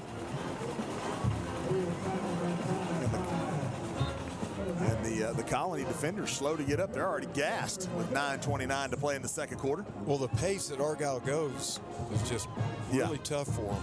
You never get a break. Play action, gas person right over the middle. It's complete. Will Krzyak's got it. He's running. He's inside the 5. Little run after catch for Will Krzyak. It's 1st and goal down to the 4-yard line. Yeah, and he almost started running before he caught that. Yeah. He already had turned and was going. He knew he had some room behind him. 27-yard gain and a 1st down. 1st and goal from the 4 inside the Rustico red zone. Watson Bell's got it again, and he'll get wrapped up from behind. No gain this time for Watson Bell. Jaden Rogers, number 8, makes the stop for the Colony. Watson Bell kind of looking at the sideline. I think he'd like to get the TD, but... Oh, here come the Bulls. Kirk Rudolph will check in. Xavier Trotter, one of your defensive linemen, will check in. Tyson O'Neill, another one of your defensive linemen, he checks in. So you got the big boys in, and now Nate Bruce. We're going to get a timeout. The Colony wants to breathe a little bit. We'll take a timeout as well. 8:38 to play in the second quarter. Argyle leading 14-0. Back after this from CR Plumbing. CR Plumbing is a small family-owned business operated by Clayton and Hannah Robinson. Hannah grew up in Argyle, and no one knows these stomping grounds like she does. CR Plumbing prides ourselves on taking care of our customers, employees, and serving our community. We offer an array of plumbing services, including water filtration systems, leak detection and repairs, water heater tankless conversions, and platinum memberships. Visit our website for any plumbing needs at crplumbingdfw.com. We are CR Plumbing, your local plumber you can trust. At the Sunny Darden Group, we are more than just your local real estate advisors. We are your hometown connection within the world of real estate. We live, work, and raise our families right here in Argyle ISD, with kids in the district and a deep love for this community. We're committed to supporting our teachers, neighbors, and everyone who calls this place home. Whether you're buying or selling, we're here to guide you every step of the way. The Sunny Darden Group with Compass Real Estate, rooted in Argyle and always placing people first.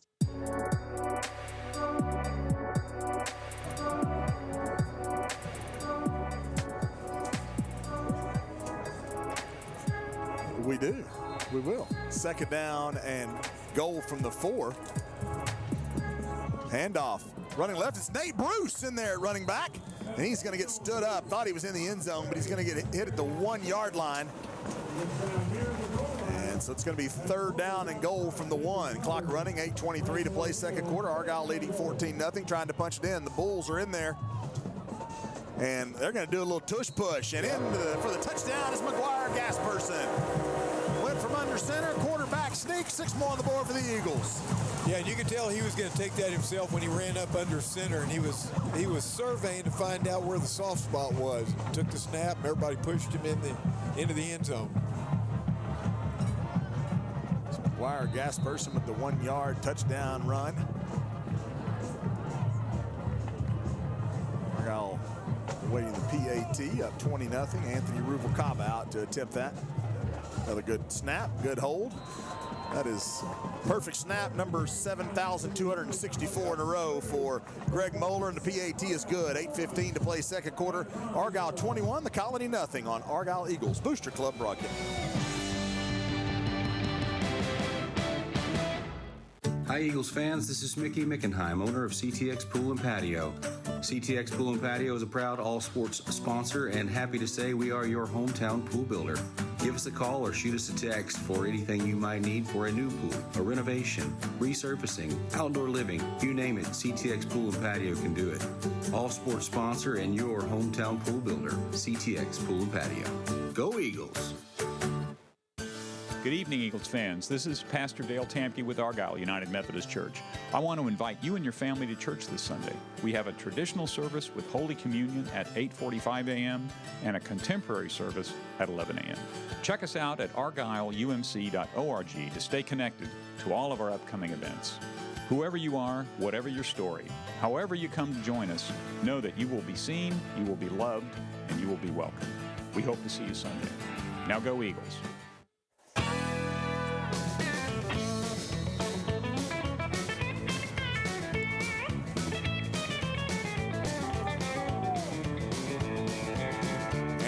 Cobb's kickoff is end over end and high. It will be taken by Xavier Green at the 3-yard line, straight back up the middle of the field. Has a little bit of a hole there, breaks the tackle at the 30. 2 flags come flying in, though, and Luke Fetters will drop him, as well as Remington Hubbard out at about the 43-yard line, but flags were flying back at about the 25-yard line, so let's get the call. Find out exactly what that is before we get us a drive summary here. Still waiting on the call. Here we go. During the return, holding number 31. It's a 10-yard penalty from the spot of the foul. Be first down. This is when you want to hear that beeping sound backing them up, right? Beep. Yeah. Beep. All right, Mitchie Pooh, how about a drive summary? Let's do it. So this one's going to be brought to us by CR Plumbing. 9 plays, 77 yards, 222 off of the clock. Argyle is amazing. They can run 9 plays in 2 minutes and 22 seconds. 5 of 5 passing on that drive. So normally heavy on the run. That drive, Argyle decided to knock a little bit of the rust off before next week's game and throw the ball, and did a pretty good job of it. Following that penalty, the Colony is backed up all the way to their own 15-yard line, moving from right to left in this second quarter. Carson Cox from the shotgun, ball in the middle of the field at the 15. Man goes in motion from right to left, and he'll get a handoff. End around. He didn't toss this one. It's Jalen Gaines getting the carry. Xavier Sanchez makes the stop after about a 3-yard pickup to the 18-yard line. Checking in for Argyle is Sager Zamzo at one of the cornerback spots. Yeah, the Colony does a really good job of pass blocking, but they're not so great on the run blocking. That's why I was asking you. 2nd down and 7. 3 receivers left, 1 right.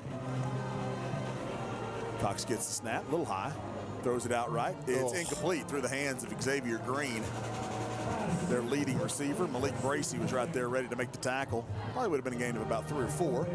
It's incomplete. It'll be 3rd down and 7. Yeah, QB has a good arm, right? Yeah. I mean, that one was right on the money. That just went right through his, bounced off of his hands. And so, you kind of can see a little bit of where their one-loss record is, right? The punt hits the guy, the penalty on the kickoff, the balls that go through the hands, just the little things are what's keeping them from really having a pretty decent team. 3rd down and 7. Talk a little more about mistakes after this play. Here's a quick pass. It is incomplete, overthrown. Xavier Green, the intended receiver. Just as we start bragging about how well he's been throwing the ball. Yeah, Malik Bracey on the coverage, and that one well overthrown. Yeah, you talk about mistakes. They do have, as a defense, they have 28 turnovers on the season, which is phenomenal. They're plus 11, but they have 21 turnovers as an offense. Yeah. 14 interceptions. They lost 7 fumbles. In comparison, Argyle has 15 turnovers this year, and that's high for Argyle, right, for an Argyle offense. So really about this time of year, if you're having more than about 1 a game, you can usually start to tell when a team is struggling, and Argyle with 15 this year. But all right, here we go, Katie. Bar the door. Back in punt formation is Patrick Poots, and snap is back to him. Remington Hubbard could have got to that, I believe. Might have made a business decision. And the punt will roll dead at the 43-yard line. 39-yard punt for the Colony. No return for Argyle. They'll have it 1st and 10 at their own 43. 7:18 to play before the half. Eagles leading 21-0. Quarter number 2 tonight is brought to you by our good friends at 308 Construction, JB Warranties, Diego Estrada with the Roofing Pro. Thanks to The Door Church, Point Bank on 377 and Argyle Core Culture Studio. Thanks to longtime sponsors Dave and Kathy Salisbury at the Real Estate Station. Fairway Independent Mortgage, thanks to Amy Cook and Marcel Sanchez with the Legacy Group. Orthopedic Associates of Flower Mound, Brent Bowen, attorney at law, Alex Payne with Axis Realty. Here's a pass to Braden Bach over the middle of the tight end. Good to see him back in action, and he's got a 1st down on 1st down to the Colony territory to the 43-yard line. Real quickly finish this up. Daryl Hawk with Post Oak Realty, and thanks to the Barrel in Bartonville, all for bringing us our 2nd quarter. 1st and 10. At the 43-yard line. Bach goes in motion from right to left. Watson Bell, handoff, spin move for Andy Smith. Breaks the tackle and falls forward to the 37. That is a 6-yard pickup on 1st down there for Watson Bell. I got a question for Clark after this play. 2nd down 4. Play action to Bell. Quick pass out to Jackson Green. He's got a first down. He's inside the 30. He's going to be knocked out of bounds. Wow, finished it hard, too. At the 25-yard line. All right, quick question. You know how fast Argyle goes. Quick question for Clark. So, Clark, the three guys down there in the different color vests, is that new? Yes, they're signaling in for Coach Gregory. What, did something get compromised in their system of getting the plays in, or what? Argyle has a free play here. Gas person rolling to his left. He'll just keep it and run out of bounds at the 21-yard line. Clark, that's some recon work for you at halftime. Absolutely. Find out why they're wearing. I noticed that earlier. All their headsets say Gregory. Offside. And defense they're number doing 14. It's a 5-yard penalty. In a first down, which is new, but the person who normally signals them in, I do not see him. So it might be one of the coaches is out tonight, and this is their answer. They got those high color safety vests on them. About to hire them to work the drive-through at Chick-fil-A. Yeah, you could. And you know what? It may be getting ready for the playoffs, right? They want to just make sure they got. Coach Rogers is so methodical. He wants to make sure he's got everything covered. First down and 5. Quick hitter out to Jackson Green. He's got a first down. He's got more. He's inside the 15. Drug out of bounds on the far sideline. At the 10-yard line, 11-yard gain into the Rustico red zone. Just inside the 10, so it's going to be first down and goal. And we got a timeout for the Colony. 6:11 to play, second quarter. Timeout on the field. Argyle 21-0 over the Colony. We're back after this. Argyle Eagles Booster Club broadcast. Park Place is proud to support Argyle High School and all you Eagles fans out there. You deserve to feel like a winner, whether you're cheering on your favorite team or shopping for your new favorite car. And at Park Place Lexus Grapevine and Land Rover DFW, you'll enjoy a fully customized luxury dealership experience that'll make you feel like the MVP. So head over to your nearest Park Place dealership or visit parkplace.com and see what makes them the experts in excellence. Buying or selling a home is likely your greatest investment. Lori Jacobson and the Legacy Group believe in making the process easy and simple for your family. Whether you're moving into your forever home in Argyle, need help remodeling or staging, or are a first-time buyer, Lori's dedicated to making sure all of her clients walk away from the transaction satisfied. She has a saying that you walk in as a client, but you leave as a friend. So it's no secret why she's been named Best Real Estate Agent by D Magazine yet again. Lori Jacobson encourages all the Argyle Eagles to leave a legacy both on and off the field. Go Eagles.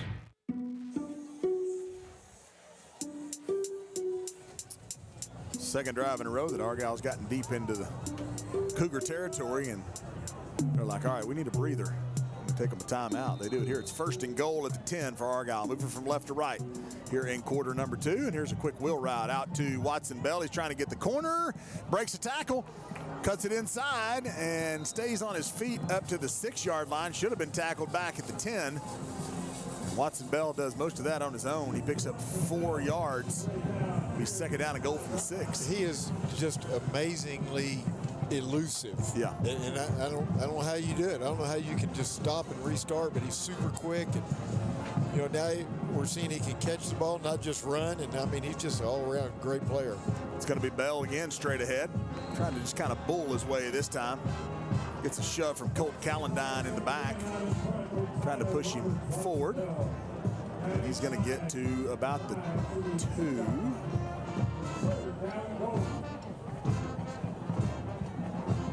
Taking a little while to uncover the pile down there on the bottom.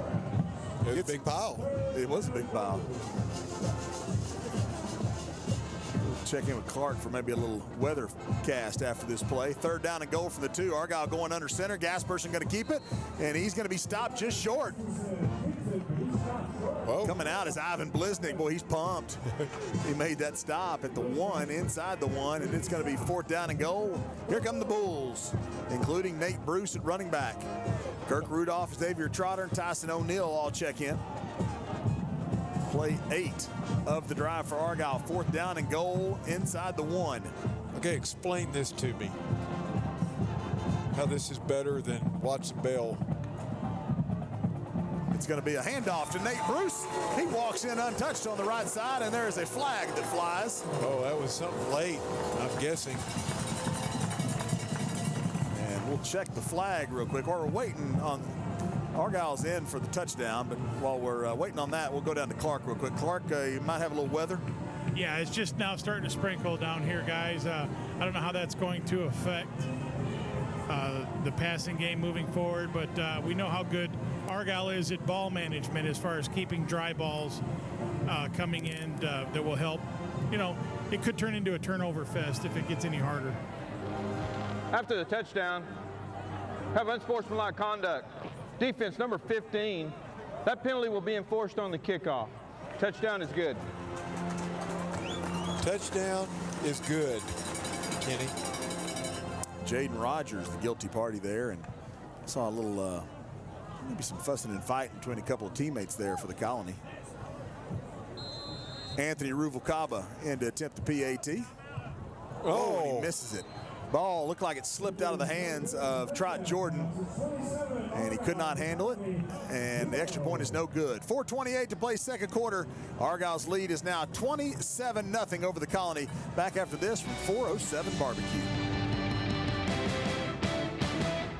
407 Barbecue is a proud supporter of the Argyle Eagles. Named the very best barbecue in all of DFW several times over, 407 Barbecue offers an array of award-winning smoked meats, including mouth-watering brisket and ribs. No plate is complete without one of their world-famous sides and a bowl of Grandma's banana pudding. Family-owned and operated by your neighbors right here in Argyle. See their menu and catering options online at 407bbq.com or see for yourself at I-35W exit 407. 407 Barbecue. Hey, this is Brian Estridge, the voice of the TCU Horned Frogs, and I want to promote a neat tool that the Booster Club releases every Thursday. It's the Eagles Nest podcast. Blake Jones and his team get you prepared each week for Argyle's next game by talking with one of the seniors with the football team, chatting with the head coach of that week's opponent, as well as spending some time with the Argyle head coach, Todd Rogers, including getting his keys for an Argyle victory. Plus, don't miss highlights from last week's game and the Argyle ISD Eagle Update. Updating you on all the events headed your way around the school district. Check it out and subscribe on iTunes or wherever you get your podcasts. Following the penalty, Argyle kicking off from the 45 of the Colony, so they're going to go with the onside kick, and it bounces off one of the Colony players, and Argyle has it at the 39-yard line. Rudy Bomar comes out of the pile with the football, and the Eagles will have it at the 39 of the Colony. How about a drive summary, Mitchie Poo? Yeah, let's do it. This drive summary is brought to us by Argyle United Methodist Church. 8 plays, 57 yards, 2 minutes and 57 seconds off the clock. Gasperson so far in the game, 9 of 9. Is that good? Not too bad. That's not too bad, is it? Not too bad for a game that doesn't mean anything, right? He's back out there, 1st and 10 from the 39 for McGuire, Gasperson, and the boys in red. 2 receivers left, 1 right, ball on the right hash. Gasperson, throws deep on the right side. It's up for grabs, and it is incomplete, knocked away. That's the first incompletion of the game for McGuire, Gasperson. Could have been a holding call here on this near side, but Argyle gets away with one.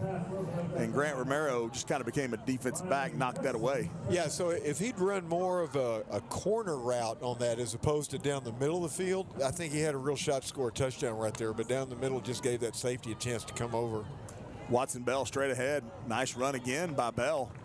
He's going to get to the 33-yard line. That is a 6-yard gain. Trey Simmons, senior outside linebacker, makes the stop. And he's a little slow to get up. It goes right through the Argyle huddle. And he's going to come off. Little gimpy. 3rd down and 4 for the Eagles from the 33. Play action to Bell. Braden Bach, the tight end's got it. He's got a 1st down inside the 25. Dragging about 3 tacklers down to the 22-yard line is Braden Bach. Oh, and another late flag. Ocho has a 1st down. And it's getting chippy in there for sure. Let's go down to Clark. Clark, you said it's getting a little chippy down there? Oh yeah, there's a lot of extra shoves, laying on the ball carrier a little bit too long, maybe some elbows and knees, but dead ball, to be expected. Unsportsmanlike conduct, offense number 5. It's a 15-yard penalty. It'll be 1st down. That's Julian Caldwell. He's back out there after been injured for a couple of weeks. Yeah, I'm going to guess that something happened that he didn't like and retaliated. Of course, that's who always, not always, but most of the time gets caught, right? So he's just defending his teammate more than likely. But it is a first down. It was a dead ball foul, so it's after the play. Yeah. I'm going to come over and explain it to Coach Rogers. So it's going to be 1st and 25. Back it up all the way to the 37-yard line, so that'll make it 1st and 25. No, it's 1st and 10. So they mark off the penalty. If it's dead ball, yeah. I don't know. I'd like to read up on that.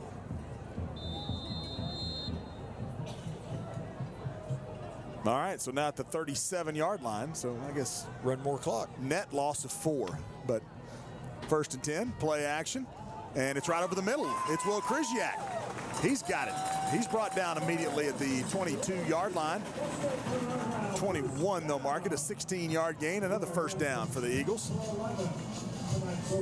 Got the penalty back. They get back in this hurry-up offense. 2 receivers right, 1 left. Bach, the tight end, goes in motion from left to right. It's going to be a handoff to Watson Bell. Gets a nice block from Braden Bach, and he's got some room there over on the right side. A nice push up front for Argyle there by 77 Braxton Firestone. And a 5-yard gain to the 16-yard line. There's your leading tackler coming in there and cleaning things up. It's the 20th carry of the game for Watson Bell, and now Obadiah Goebel will check back in at running back from the 16. And it's going to be a play action to Obi. Now Gasperson going to roll to his left. Now he's just going to tuck it. He's going to run, and he's going to step out of bounds. I didn't think he was going to ever step out of bounds, and then finally, Great jersey comes at him. I was wanting to as well, and I guess he saw there was nobody there to hit him, and so a gain of 10, a first down inside the Rustico red zone. 1st and goal at the 7-yard line. So you're saying he can see better the field over there than we can from here? From way over here, okay. Right. Handoff to Obi-Wan. Up the middle, cuts to his left, and he's going to be brought down just shy, about a half-yard shy of the end zone is Obadiah Goebel. It'll be 2nd down and goal from inside the 1. Gasperson stays in the shotgun this time. 8th play of the drive for Argyle. It's Goebel, and he's in. On the left side, running behind big number 73, Tyler Roberts, who just committed to play football at UTEP Miners next season. A 1-yard touchdown run for Obi Goebel, and 6 more on the board for the Eagles. Yeah, and there was a big hole there on the left guard. He just, once he took that handoff, you could see it from here. You could see the red, and he just found it and just kind of walked right through.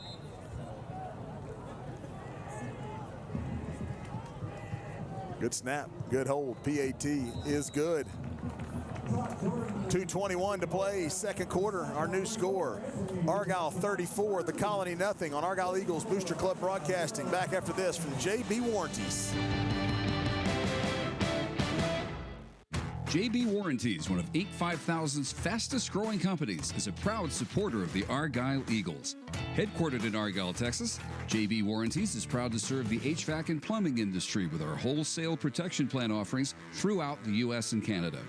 The winning game plan for every season starts with warranty plan offerings backed and serviced through the nation's leader, JB Warranties. For more info, visit jbwarranties.com. Go Eagles!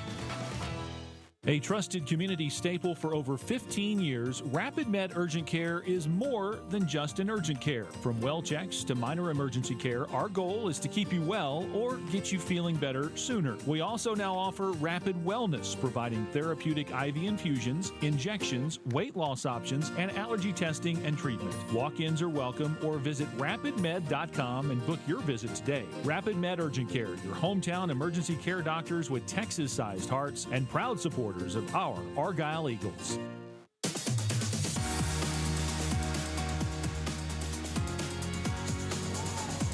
Oh, great kick. Kickoff goes to the top of the A, and Eagles in the end zone for a touchback. It'll come out to the 25.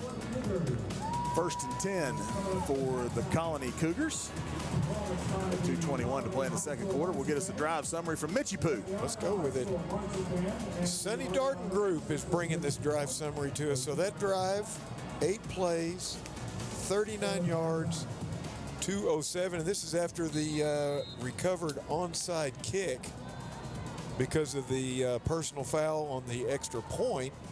Well, dead ball, so you couldn't re-kick the extra point that we missed. But so it does not pay to commit personal fouls. It does not. Before kickoff. New quarterback out there. That's Jalen Gaines at quarterback, and he's going to hand off. And getting to the 31-yard line there is Kendrick McLeodin before Brody Bomar makes the stop, but a 6-yard pickup, second down 4. Gaines, the new quarterback. He's a sophomore. He's going to keep it himself on the read option, and that was a mistake. Honk Woodard is in the backfield for a TFL. 4-yard loss back to the 27-yard line. And if he didn't get him, Xavier Trotter would have. Yeah. Yep. Third down and 8. Gaines has played a little bit due to injury to Carson Cox. He throws at a 54% clip, 577 yards. He's thrown for 5 touchdowns, thrown 4 interceptions. He was running that one, though. Yeah. Third down and 8. And goes in motion from right to left. Looked at him for the wheel route. It's going to be a screen pass overthrown. I don't know that he would have had a whole lot. I think he might have got lit up by Landon Howard or Brody Bomar, but pass goes incomplete. It's now 4th down and 8, and another punting situation for the Colony Cougars. Yeah, and so Clark, 34 zip. You come after this punt because you know you can get one. Absolutely. Okay. We're getting ready for the playoffs. This game is an extended practice for the Argyle Eagles. They're going to work on things that they want to accomplish in the playoffs.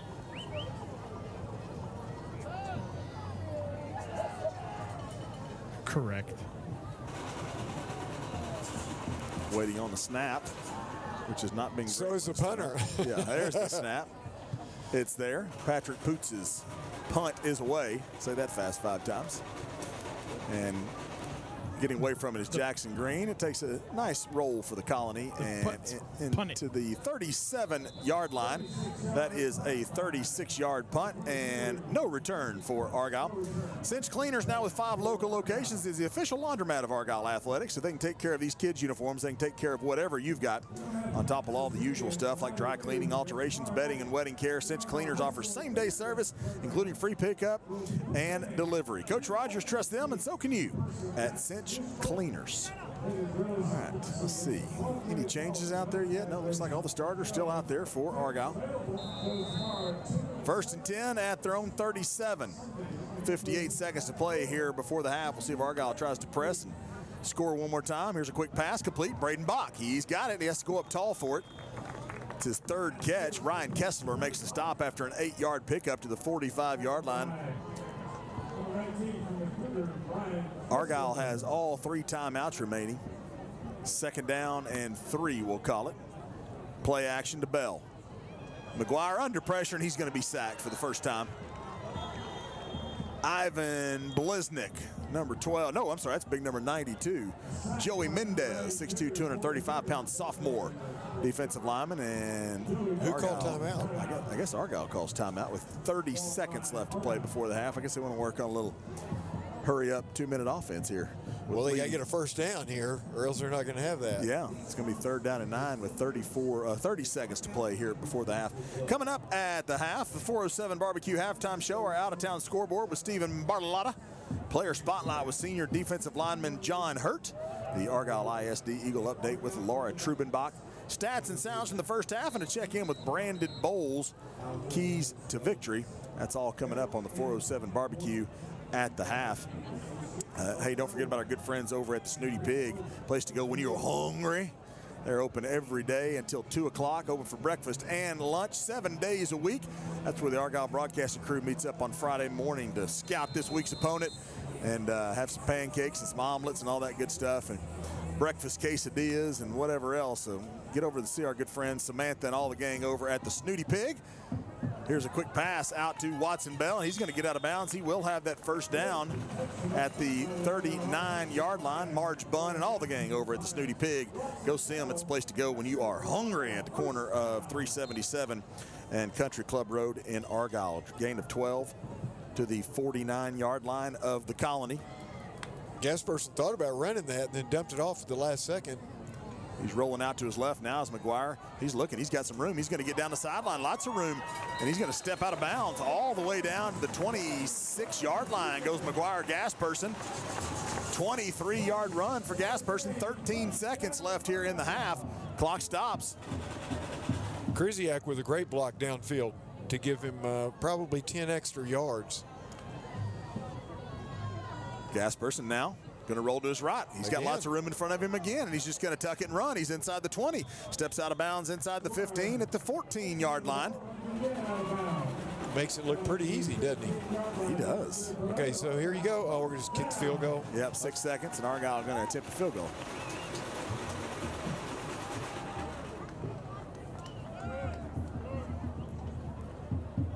So Argyle has it at the 14-yard line. Trot Jordan will put it down on the right hash at about the 21. Going to be a 31-yard field goal attempt for Anthony Ruvalcaba, again from the right hash. Right-footed kicker swings his leg through. The kick is on its way. It's got plenty of leg, and it is good. 31-yard field goal by Anthony Ruvalcaba is good, and we are at the half here at Eagle Stadium. Our new score is Argyle 37 and the Colony nothing.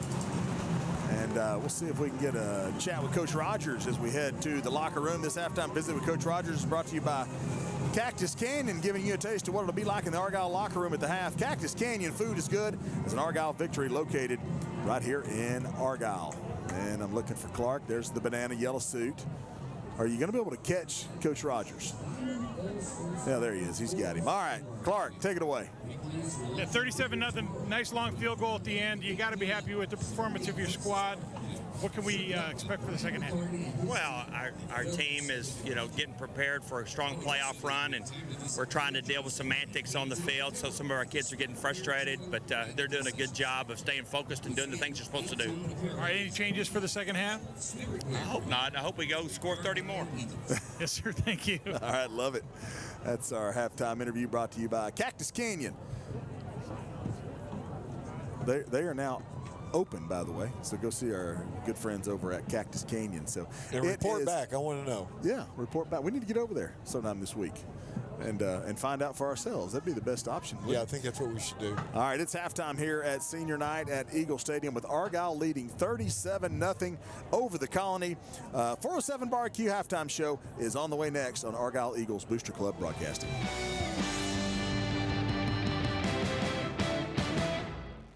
When it comes to roofing, there aren't many licensed companies in Texas. But there is one owned and operated right here in Argyle, proudly serving the community and supporting our Eagles. It's the Roofing Pro.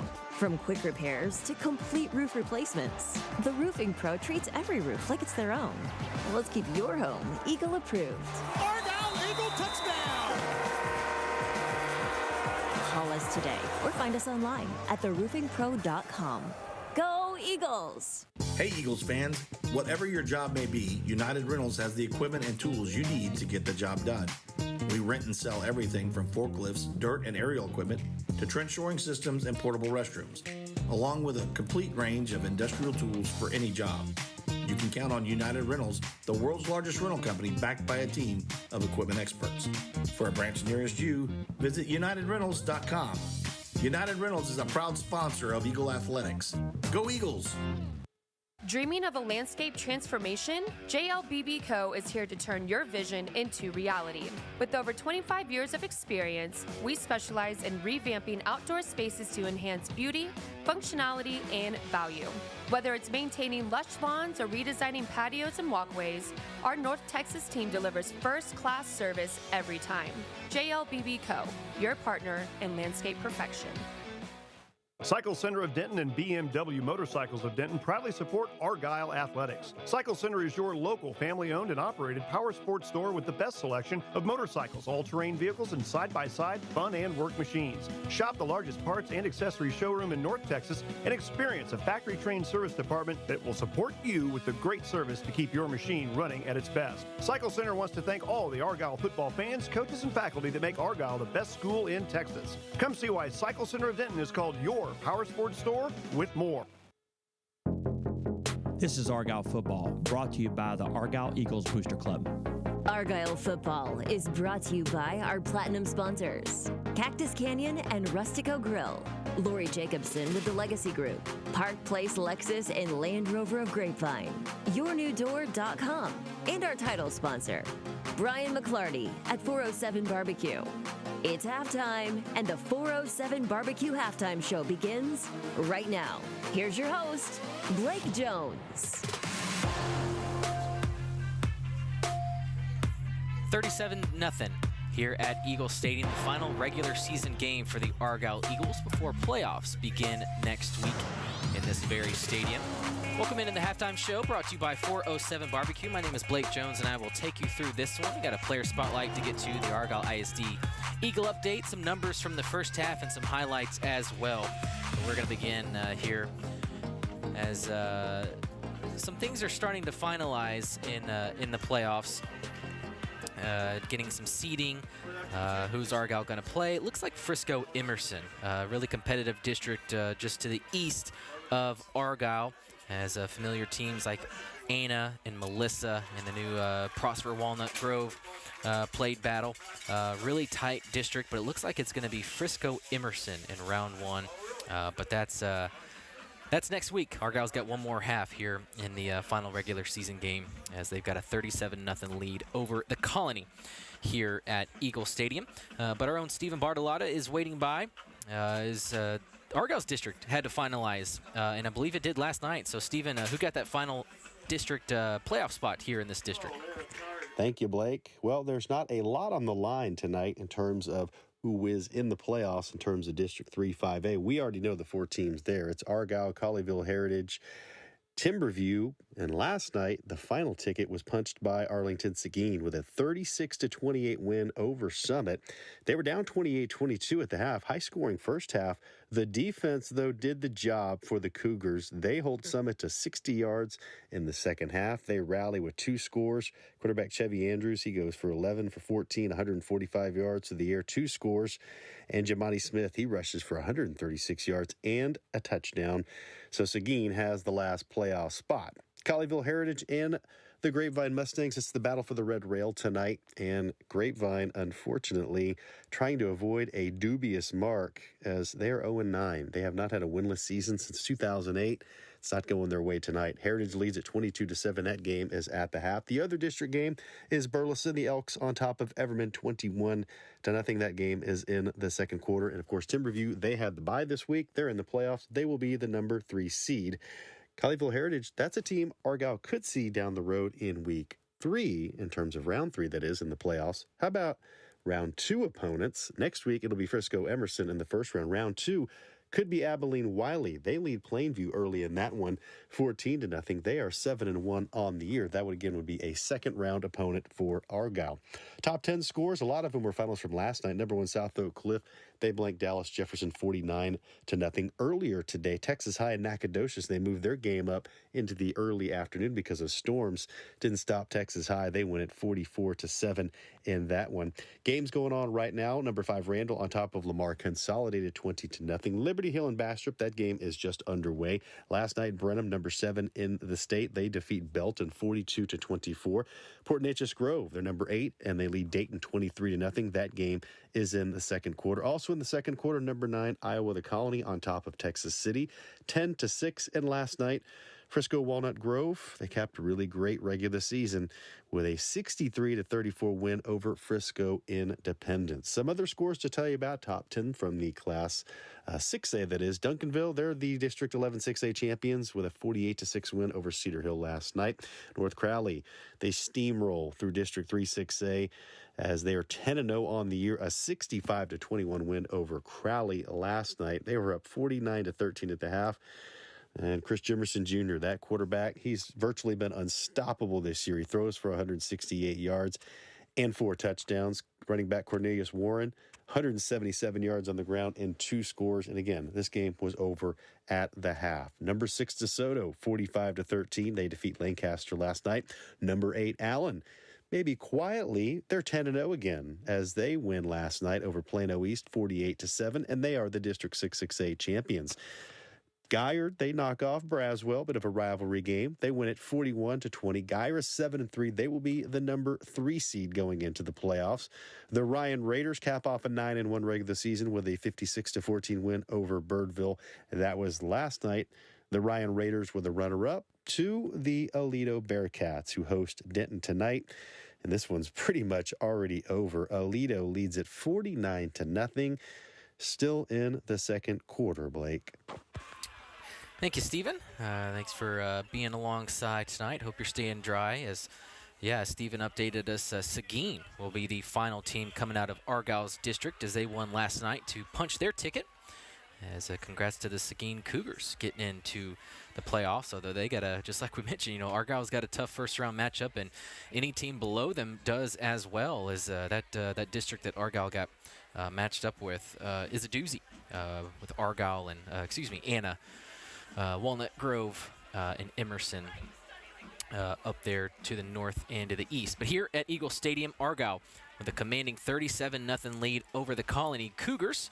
And coming up next here in the 407 Barbecue Halftime Show, it's our player spotlight as we chatted with a member of the Argyle defensive line. It's senior John Hurt. Happy to bring it to you. Here's our conversation with Big John. All right, Cactus Canyon brings us this week's Players Spotlight, and this week we are seated with senior defensive lineman John Hurt. Hey, John, how are you? Good, how are you? How's school? Pretty good. All 4 years of high school has been really easy. I've been told it's really hard, but, it's really easy for me, so. Any college plans? I want to play college football. I'm hoping for some D2 offers after season, but if that doesn't plan out, my dad wants me to do some engineering, probably at a Colorado School of Mines or some other Institute of Technology. So yeah. We'll see how that goes. They have a good football team. Yeah, I know. That'll be really nice. In fact, a few Argyle Eagles have gone there. Yeah. You can connect there. Yeah. How's recruiting going?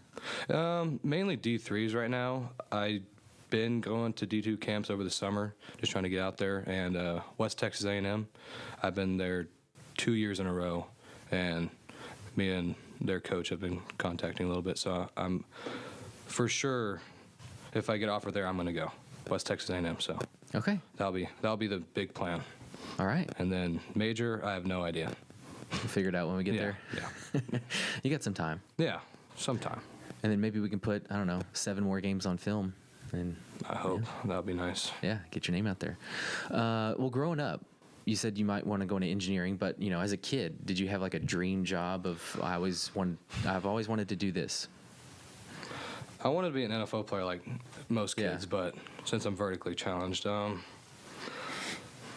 in a law enforcement class right now, so maybe law enforcement will be nice, a police officer or some type of special agency. Okay. Pretty cool. That'd be pretty cool. So were you the kid like watching Cops? Yeah, you can say that. My mom would watch NCIS and all that. There you go. Stuff. So that could be something. Okay, so you're like more in the lab. Yeah, I like detective work and stuff. Yeah. Okay. Well, very cool. Well, let's get into football. So you're part of a defensive rotation. So who are the other two with you in that rotation? Xavier Trotter, then Reno Herman.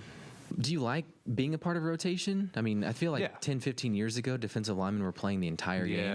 Yeah. So would you like the rotation? Yeah, I like it. Breaks, of course. Yeah.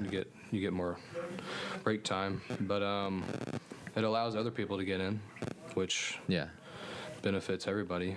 And like you're learning on the sideline, I would imagine. Yeah. You're picking stuff up and hearing calls and everything, then watching that, and then if something goes bad, then you could go out there and fix it. And I mean, that's how it goes. I mean, right. It'd be very nice. When do you feel settled into a game? Is it the first time, the first snap you kind of get, or the first drive? It's probably after the first drive because, they didn't score. We did really good, 4 and out maybe, a couple first downs. Center was not as good as I thought he was. Yeah, mentality-wise. Physically wise, you just break and you're ready for more next series. Yeah. Okay. So after the first drive, you kind of I see. First play, I'm a little iffy. I'm more hesitant because I don't know if it's going to be like a on 2 count or anything. But I mean, that second series, I'm ready to go. Yeah. You kind of got their cadence down and everything. Mm-hmm. Okay. Would you rather start on defense or offense? Like as far as if the Argyle wins the toss, would you rather start defensively?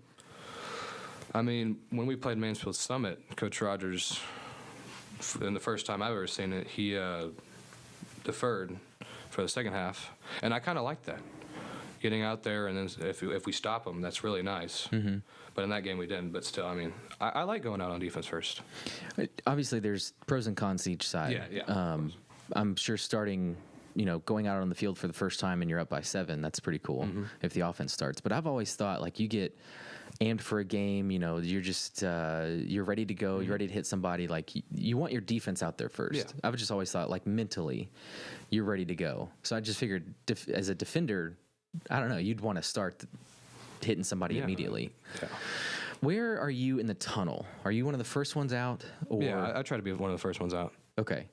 Are you like running with a flag, or I think Xavier has a hammer sometimes? Yeah, I started doing that these past few weeks. Okay, now you've got it. Flag, yeah. Okay. The hammer against Burleson, and then I got a flag last week. So, what determines that? I think just whoever grabs seniority, it first? of course. Okay, but I think whoever just grabs it. Okay, so it's not the same person every time. No. Okay, you feel like you're a pretty good hammer wielder? Well, there are some photos, and I thought they looked pretty cool, but yeah, I haven't seen a video of it, so I hope they look good. I hope. I'm sure it does. You want the big guys doing that, right? Yeah, those are. Yeah, I remember when I was a freshman or in middle school watching those big guys with the hammer coming out of the tunnel. That was very cool to watch. Yeah. Yeah. I mean, it's just like getting off the bus. You want your big guys off the bus first, right? Yeah. Okay. Well, this is John Hurt on with us in the 407 Barbecue halftime show.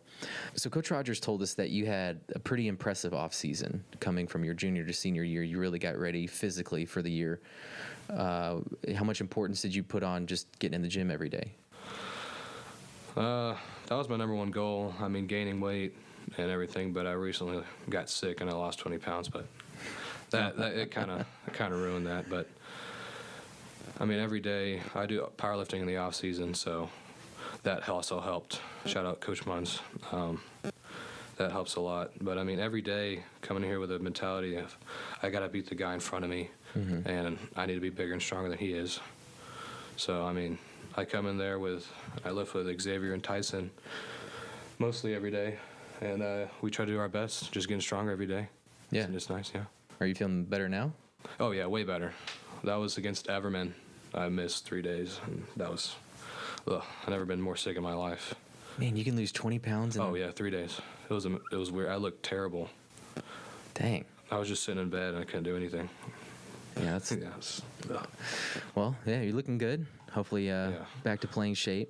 I had a question about your last name. So, like, there's no way you could have played offense. No. With a name like John Hurt, right? Yeah. You were kind of born to play defense. I was. My dad was the head coach of Little League, and he always wanted me on defense. So. Yeah. It's just kind of fitting. Yeah, it fitted really well. And so typically we get our last names from like our ancestors that did something, like Smith or Cook. What do you think your ancestors did to earn the last name Hurt? Well, I think my second cousin, he did research on our ancestor, and he got all the way back to like the 1200s. Yeah, the 1200s. Whoa. Yeah. I don't know how he did it. My dad just came and told me one day. It was impressive. I don't know if we were some like king or something in that vicinity, or it was something like that in a kingdom. I don't know what we did to do Hurt, but it was something like that. It was very impressive. Okay. That's interesting. Yeah, I know. Yeah, how on earth do you get back that far? I have no idea. Interesting. Do you have a nickname? Big John, probably.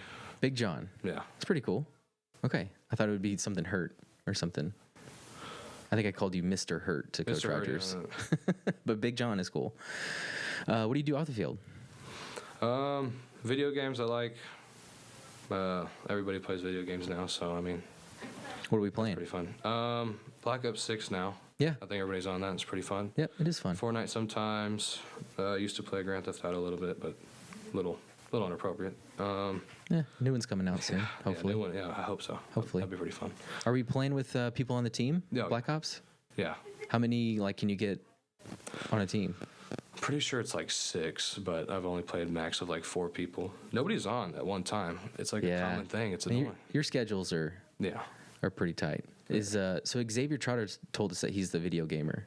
Is he pretty good? Yeah, he's very good. Okay, he was pretty confident in his skills. Yeah, he just wanted to fact check. He's very good. Okay, well, give me your favorite Coach Rogers saying. So whenever we're out during 4th period and the JV's giving our scout look, is probably what Coach Rogers says. Did we not pass kindergarten? Can we not read our ABCs? That's the one. I mean, he's just giving them a hard time, and whenever the wide receivers or whoever has to go out there and they can't read the letters, yeah, and then he comes and yells at them, it's pretty funny. You know what's great is this originates where he's unhappy with what's going on, but just the way he delivers it is funny. Yeah. So it's like a contrast of I don't know how to react right now. Yeah, I remember my first years in varsity, just Coach Rogers just saying the most random things I never would have thought of. It's just hilarious. Keeps it light. Yeah, it does. Yeah. That's awesome. Well, playoffs are a week away. I know this things kind of ramp up this time of year, but one game left, senior night, and then we're back to Eagle Stadium for round 1. Good to get to meet you. Best of luck the rest of the year, and good luck the rest of the way. Yeah, thank you for having me on. Thank you. That was senior defensive lineman John Hurt on with us in the Player Spotlight segment this week. Here at Eagle Stadium, the Eagles lead Colony Cougars 37-0 here in the final regular season game for Argyle. As things going well for Coach Rogers and his team in the first 24 minutes. As looking ahead, we still got some stats to get to, some sounds from the first half. But right now, let's get you to the Argyle ISD Eagle Update, and this is brought to you by Lori Jacobson and the Legacy Group. Hello, Eagles. This is Laura Trubenbach, Marketing and Communications Coordinator at Argyle ISD, here with your Eagle Update. We want to start with a huge congratulations to the Argyle High School Marching Band. This week, they competed at the UIL State Marching Band Contest and brought home an impressive 7th place finish out of more than 200 schools. This is a huge accomplishment, and we're incredibly proud of our talented band students and their dedication. But they're not stopping there. Next, they're heading to Indianapolis, Indiana for the Bands of America Grand National Championship, where they'll compete against top marching bands in the nation. Let's give them our best wishes for an amazing performance. Go Eagles! This weekend, Argyle High School's theater department proudly presents Percy Jackson and the Lightning Thief. Bring the whole family out for an amazing show you won't want to miss. Showtimes are Saturday, November 9th at 2 p.m. and 7 p.m. and Sunday, November 10th at 2 p.m. Tickets are available at the door or online through the Argyle Thespian Booster Club website, so make it a point to come out to support our talented theater students. Argyle Middle School Theater Department is also putting on a show as they proudly present their musical Into the Woods. Showtimes are Thursday, November 14th at 7 p.m. and Saturday, November 16th at 2:30 and 7 p.m. Tickets can be purchased on the Argyle Middle School Athletics website. Don't miss out on an amazing performance by our incredibly talented middle school students. Next up, make sure and join us for the 2nd annual Argyle Education Foundation Cornhole Tournament presented by Poe Construction. Bring your family and friends out this Sunday, November 10th at 1:30 p.m. at the Mule Barn located in Justin. It'll be an awesome afternoon packed with fun, competition, and community spirit. You can compete for cash prizes in the Cornhole Tournament and show off those skills. And if you're still a Cowboys fan, no worries about missing the game. It'll be on the big screen. You can also take a chance in the raffle with exciting prizes up for grabs, and it is all family-friendly, fun for all ages, so bring everyone. Whether you're playing or cheering, don't miss this chance to support our teachers at Argyle ISD and have a great time. Sponsorships and team slots are still available online at supportargyleisd.org, so we'll see you there. This Monday is Veterans Day, and Argyle ISD campuses will be honoring those who have served our country in the military. Be sure to check your campus website or Facebook page for details on all Veterans Day events. Argyle ISD extends our deepest gratitude to all community members who have served. We're also excited to recognize our own staff members who are veterans at the upcoming school board meeting on November 18th, honoring both their military service and their dedication to our Eagles. Thank you to all veterans for your service. Now that the Thanksgiving season is upon us, don't forget to support the Argyle ISD Thanksgiving Food Drive. Please bring in a non-perishable item from the list in your campus or district newsletters and drop it off with your student's homeroom or advisory teacher by November 13th. Every item collected will go directly to helping fellow Eagle families in need. So let's make a difference together this Thanksgiving. You can stay up to date on all the latest district news and information by visiting our website, argyleisd.com. You can also follow us on all of your favorite social media platforms, including Facebook, Instagram, and X. From the Argyle ISD Communications Department, go Eagles! All right, that is your Argyle ISD Eagle update this week, updating you on all the events around the school district and community. Thank you very much to Laura Trubenbach for bringing that to us. We're going to take one time out. Here on the other side, we're going to get you the first half stats and sounds. This is Argyle Football, and it's brought to you by the Argyle Eagles Booster Club. Are you tired of looking at fogged or broken window panes around your home, or want to add just a touch of elegance to your bathroom? Maybe you just need to replace some glass shelving or tabletops? Well, then you need us at Glass and Mirror Specialists located right in Double Oak. Having served the entire DFW Metroplex for over 25 years, James Hodges and his experienced team can help you with all your glass and mirror needs. Call us at 972-679-1069 to schedule a consultation or visit our website at glassandmirrorspecialists.com. Elevate your style with Charming in Maine. Shop our hand-picked selection of must-have denim, stylish tops, and more to create effortlessly stylish outfits. Discover new arrivals weekly and on-trend styles, all with exceptional quality and accurate sizing. Shop anytime online, then conveniently pick up your order at our Argyle warehouse. Visit charminginmaine.com today. Charming in Maine. Shop local. Look amazing.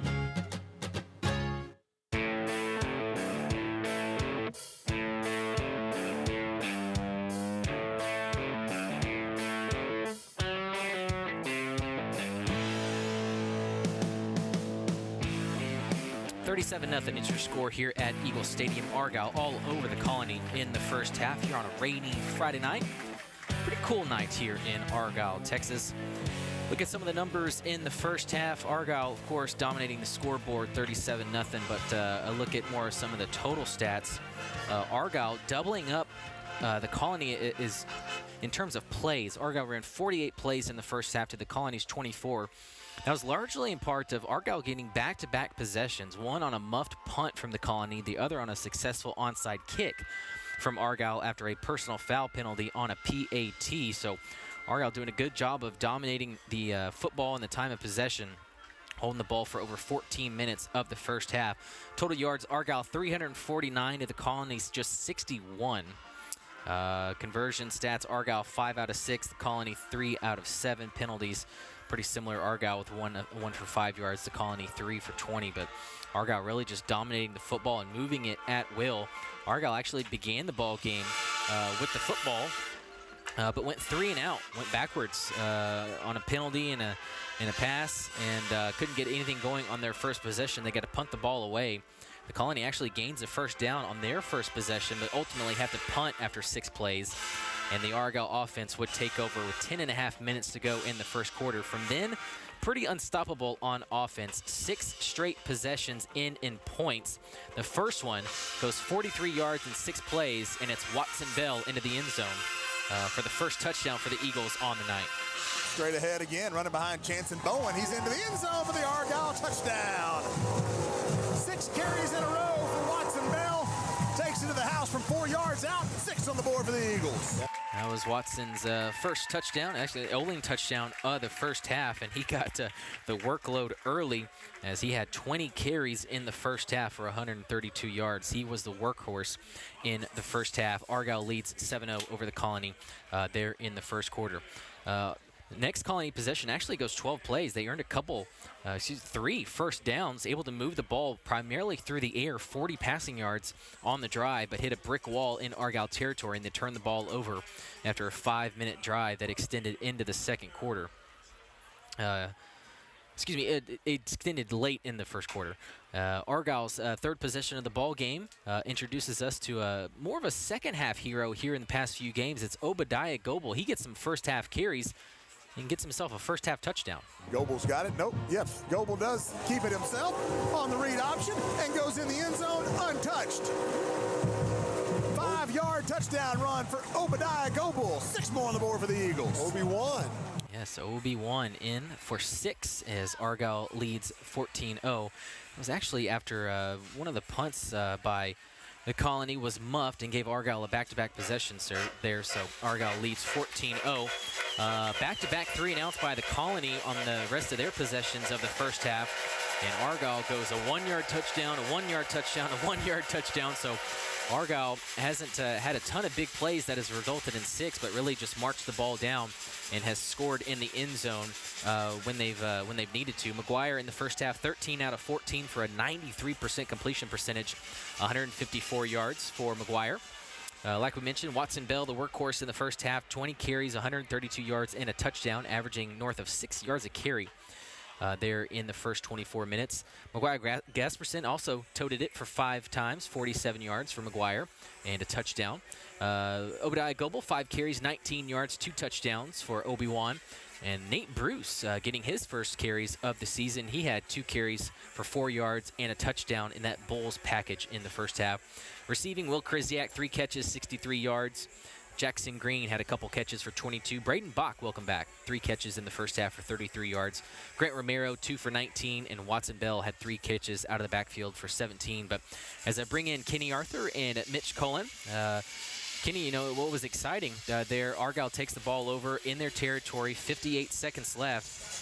And, we've seen this a lot. You want to work on things. They worked on their 1-minute drill that time. A couple long Gasperson runs gets them in field goal range, and Rubalcaba knocks it through. You may need that in the playoffs. Yeah, oh, no, absolutely. And that's a great time. I'm glad they were doing that call because a lot of teams really with 30 seconds left probably would have taken a knee. I think, Gasperson got sacked, and Argyle realizes we've got a big playoff game next week, and we need to get ready for it. Second half is underway. And the kickoff goes right in the middle of the R in Argyle in the end zone for the touchback, and 1st and 10 for the Colony Cougars. They will bring it out to the 25-yard line. Carson Cox is the quarterback. Kendrick McLeod, maybe. Jalen Gaines was quarterback in there at the end of the first half for the Colony. Kendrick McLeod and the running back. Receivers are Tyler Osborne, Xavier Green, and Carmelo Torres. Tight end Vince Canzano.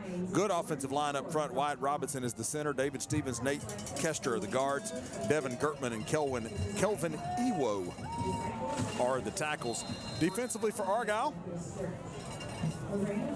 Reno Herman, John Hurt, Xavier Trotter up front, Max Bland, Brody Bomar, Thomas Irwin, the backers. Malik Bracey is the corner, as well as Landon Howell. The safeties, Garrett Westrom, Nathaniel Bruce, and Xavier Sanchez. 1st and 10 from the 25. Carson Cox is the quarterback back out there.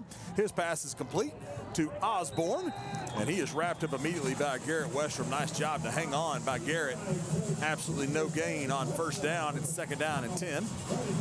Yeah, Garrett was getting blocked and had his back run into the receiver because he knew he was behind him, reached back there and just held on long enough to get some help, and then got him on the ground. That was a great play. I didn't go to the restroom and whatnot. I didn't hear all of Stephen Bartolotta's out-of-town scoreboard, but the biggest game of the week might be Stanford and Holly. No doubt. Stanford leads 20-6 at both half. 9-0 teams. That's right, in the 2A ranks, by the way. Here's a handoff to McLeod, the running back. He's got a nice gain. Maybe the best run of the night for him so far. All the way out to the 37-yard line. That's a 12-yard pickup for number 2, Kendrick McLeod. That's probably a pretty tough locker room in there for the Colony. Yeah. 2 receivers right. Longtime head coach Rudy Rangel. Here's a handoff to McLeod again. He's got some room on the right side this time. And Bomar filling the hole. the 43-yard line. Brody Bomar does make the stop, a 6-yard pickup for McLeodon. It'll be 2nd down and 4. Now the Colony moving quickly. Shout out to my wife who's listening. Speaking of the Holly Bearcats. Yep. 2nd down and 4. Canzano goes in motion from right to left. The tight end, it's going to be play action to McLeodon. He gets hammered, but then the pass is complete out to Xavier Green. He's going to have another 1st down. Garrett Westrom, a nice open field tackle. 4th tackle of the night for Westrom, but it's enough for a 1st down to the 48-yard line. Yeah, that was really a nice pass right there by Carson Cox. That's who's quarterback, right? Yeah, he's back in there. And he knew he was going to get whacked on that, and he waited until the rush got so far into him that it opened up his receiver and he threw it over the top. That was a nice play by him. Cox, a 6 foot, 225-pound senior signal caller for the Cougars. He's going to hand it off this time to McLeodon. John Hurt hits him right at the line of scrimmage, and not a whole lot there. He'll get a couple of yards to the 50. Also in there helping to make the stop for Argyle is Hank Woodard. And gain of 2 right to the midfield stripe. It'll be 2nd down and 8. The Colony moving from left to right in this 3rd quarter. Gray jerseys, gray pants, white numerals, black helmets. Argyle red jerseys with white numerals, white pants, white helmets for the good guys. 2nd down and 8. 6th play of the drive for the Cougars. They only ran 6 plays the entire 2nd quarter. Oh, great tackle. Open field tackle here to stop Carson Cox, the quarterback, on the keeper. Now he does pick up about 3 more to the 47, but if Brody Bomar doesn't make that shoestring tackle, he might have at least 8 or 10. Yeah, he's got the 1st down for sure. 3rd down and 5 for the Cougars. Ball at the Argyle 47-yard line. Colony didn't even get into Argyle territory in that 2nd quarter. Argyle dominated the 1st half. Play clock down to 9. Snaps back to Cox. Play action. Now he's just going to take off straight up the middle. And a nice job defensively. Grayson Peschel read it all the way and makes the tackle on Carson Cox. Loses a yard. It'll be 4th and 6. Yeah, and they probably were in 4-down territory, but they lost yards. So I guess if you're down 37-0 in the last game of the year, who cares, right? Right. They're going to go for it here on 4th and 6. If I'm them, I throw it, I think. Yeah. Yeah, I'm surprised they didn't there. I'm surprised because that looked like a designed quarterback run. Yeah. I think they thought maybe that their passing game had softened up that run a little bit, but it had.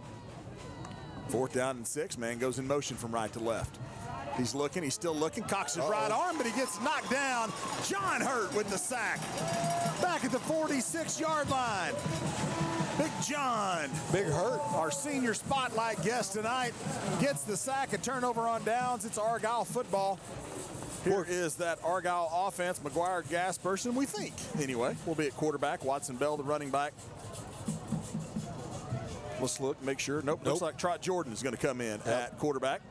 With Obadiah Goebel. Logan Rexroth is not suited out tonight. He's injured, so Braden Bach is back out there. Jackson Green and Julian Caldwell, the receivers to the near side. Grant Romero, the receiver to the far side. We'll check the offensive line after this play. Goebel's got it straight ahead, and that offensive line doing what they're supposed to do. Goebel breaks a tackle at the 40. Now trying to bounce it outside. He's only going to get to the 38. Good open field tackle out there by Sean Keenan.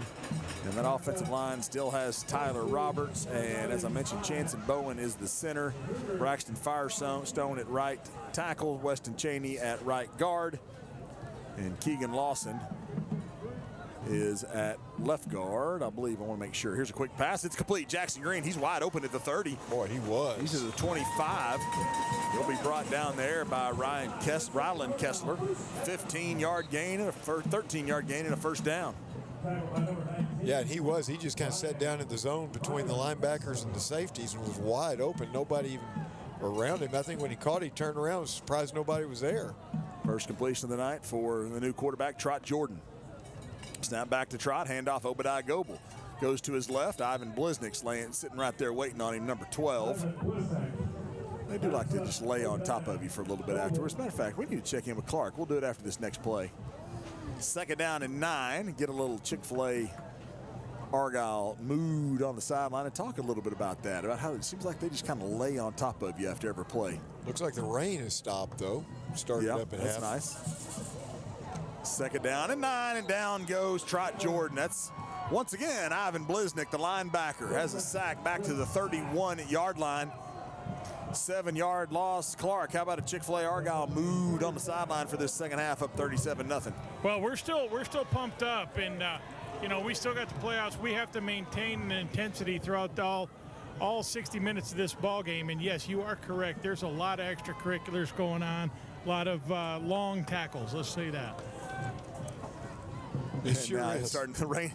Rain is starting to fall. Pass is deep down the left side, intended for Julian Caldwell. It's incomplete. So it looked like Ivan Bliznick on that QB sack he wanted to do more than just sack him. He kind of wanted to rough him up the way he kind of rolled him around on the ground. And it's like it's like after he tackles you, he's, I don't know, Iceman King Parsons or something, right? He wants to sling Roddy Piper. Okay, that'd be all right. Fourth down and long for Argyle. They're going for it. They throw. It's complete. Oh, Grant Romero goes right through his hands. Was right on its back shoulder, but he probably should have caught it. Maybe a little bit of a wet ball. Should have caught it. But he should have caught it and probably would have had a first down. He was looking down, trying to get to that first down marker. Incomplete. Argyle turns it over on downs, and it will be the Colony football. 5:58 to play third quarter. Argyle leading 37-0. Let's see who is bringing us our third quarter tonight. As this is whisking right away. Bunch of good people. Rapid Med Urgent Care, JLBB Company, Artisan Style Ironworks. Thanks to Scott Fockey at Advantage Threads, Independent Financial, DTX Family Law, Trophy Club Animal Hospital, Kim Redding at Magnolia Realty, Brian and Shelley Stone with Shout Out Promotions, Empower Chiropractic, Shelby Black at Salon 377, thanks to the Hat Creek Burger Company, Base Physical Therapy and Wellness, and the Silver Fox. And here's a weird little, okay, it's incomplete. I'm not sure who it was intended for. Carson Cox was the quarterback. He hands it off. Some little razzle-dazzle spinaroo. He tried to complete the pass, and it's incomplete. Well, tried to complete it for like 5 yards, too. All that. Yeah, when you do something like that, you're supposed to throw it deep, aren't you? Heave it. Anyway, it's second down and 10. 2 receivers to either side for the Cougars.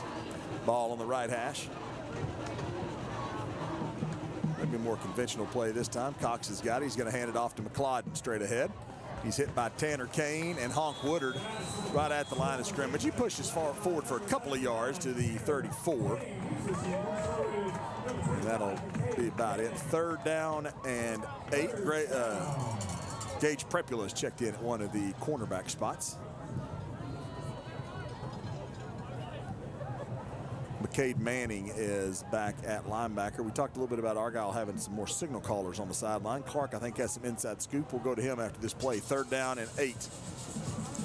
Cox to throw. Blitz up the middle. It's special. Slides right off of him. Pass is overthrown and incomplete. Overthrown and underthrown in the same play. That's right. Good coverage by either Prepula or Xavier Sanchez. It'll be fourth down, a punting situation. Clark, what do you got for us? What I learned is that the coaches for the Colony and a couple of the coaches from Argyle used to be on the same staff. They run basically the same offense with all the same signals. And in pregame, they spotted the Emerson coaches over there scouting us, so that we gave them a lot to look at so that they couldn't pick up on any signals, Connor Stallion style. Gotcha. Okay, well, there you go. Whoa. Snap is very, very high. Punt is away. And the punt will hit and take a decent Argyle roll back to the midfield stripe. 16-yard punt by Patrick Poots. No return for Argyle. They'll have it first and 10 right at the midfield stripe with 4:59 to play. 37-0. Argyle leading. Yeah, Rhonda, we're sorry right now. It's a struggle, isn't it? So, Clark, you were like Susie Colbert going into the locker room and asking those tough questions about stuff like the extra signal guys and Absolutely. stuff? Yeah. Absolutely, with a Chick-fil-A sandwich in my hand, actually. Okay. Well, that'll get you in a lot of doors. I got a shout out to some of my faves after this play. First and 10, 2 receivers left, 1 right. Handoff to Obadiah Goebel running right. trying to get the corner over there, and he does. 45, 44-yard line is where they will call him out of bounds for Argyle running back number 39. So be second down at about 4. Quick shout out to my beautiful daughter, Paige. She is listening with Ada, Ainsley, Faith, and Taryn, all the bunch of Hardin Simmons cheerleaders. Where's Philpott? Abilene. Nobody knows what is it? It's night before a big game, is right? that big news or? Oh no, he's good. Okay. I just saying, it might be night before a big game. Got an injured player on the field here, and he's up pretty quickly though. One of the Colony Cougars over there. That is number 4. It's Corey Greening, the cornerback. But he's up, walking off the field. All right. Other shout-outs? That was it. Ada, Ainsley, Faith, and Taryn. And Paige. Okay, so we got a special shout-out that we received a care package, if you will. Very thoughtful snack box from Marilyn and Carl Osborne, part of the Rudolph family. Say they're from Houston, can't always be in the stands and love to listen. Appreciate you guys. Pass is complete out to Jackson Green. Oh, there's a flag down. That's going to come back. Jackson Green is brought down by Keenan, but he's going to get inside the 35 to the 33. And yeah, the Osbornes have texted in a couple times that they were listening. And of course, Coach Rudolph, Argyle offensive line coach. Yep. And of course, their grandbaby Kirk is out there on the offensive line right now, number 76. We probably need to start announcing that, right? We got a few new faces out there. Tyler Anderson is out there. Holding offense number 5. It's a 10-yard penalty from the spot of the foul. It's second down. Center now is Charles Heiser. At left guard is Jake Hartgen, who has checked into the game. Also, let's see who else we got out there. I already mentioned Big Tyler Anderson, the 6'8", 330-pound sophomore at left tackle. Did you have anybody on your team that was 6'8", 330 pounds? I never even knew anybody that big. Second down and 14. And he's just a sophomore, by the way, ladies and gentlemen. So he's still a baby. Play action. Jordan stepping up. Oh, he's clotheslined by big number 0, Trey Simmons, who gets up doing like the Mark Gastineau dance. If anybody knows who Mark Gastineau is anymore. Like it's not 37-0. Third down and 13 after that play. It was a big hit. It was a big hit. You just don't have to pose after you do it. Going deep down the left side, Julian Caldwell. It goes right through his hands, incomplete. Had a chance to make up for that big hit. Rylan Kessler on the coverage. He did have to slow up just a little bit for it, but he should have probably made that catch. Colt Calendine, a little shaken up coming off the field here for Argyle, but it's going to be 4th down. Argyle will punt the football for the first time. I don't think they punted it all last week, so this is the first time Argyle's had to punt in like the last 7 quarters. Yeah, and Julian, he'd like to have that one back, right? That was a good throw. Hit him right in the hands. He'd like to have that one back. But guess who was down there talking smack afterwards? Oh, he drops the snap. It's Jackson Green. He's going to have to just take off with it now. Kick it. Yeah, now he should punt it. Instead, he's going to get drugged down back at the 45-yard line, and so he's going to lose a couple of yards and a turnover on downs, and the Colony will have the ball at the Argyle 45-yard line. Well, that's what you get when you don't punt very often, right? Yeah. And honestly, Coach Rogers would probably like to work on that a little bit, right? Because you got to imagine when you get into the playoffs, you're going to punt more than you do in the regular season. Yeah. And so maybe they get another chance in this game. All right, we've got some new faces out there. Let's or new helmets. Wait, who's it? Is that Crew on his shirt? Isn't that who? Who says Crew on his shirt? Oh, that is somebody down here with a Mary Hardin Baylor shirt on. That's who the Hardin Simmons Cowboys have tomorrow. Yeah. By the way, girls, I'll see you tomorrow. Looking forward to it at 1 o'clock kickoff at Shelton Stadium in Abilene. Here's a handoff. Straight ahead to McLeod, and he's got some room, breaks tackle inside the 35, all the way inside the 30 to the 24-yard line. He made the tackle over there. That was Gage Prepula making the stop. Also in for Argyle now, Dawson Haraney has checked in at one of the safety spots, as well as Bentley Mettis, Cade Mobley.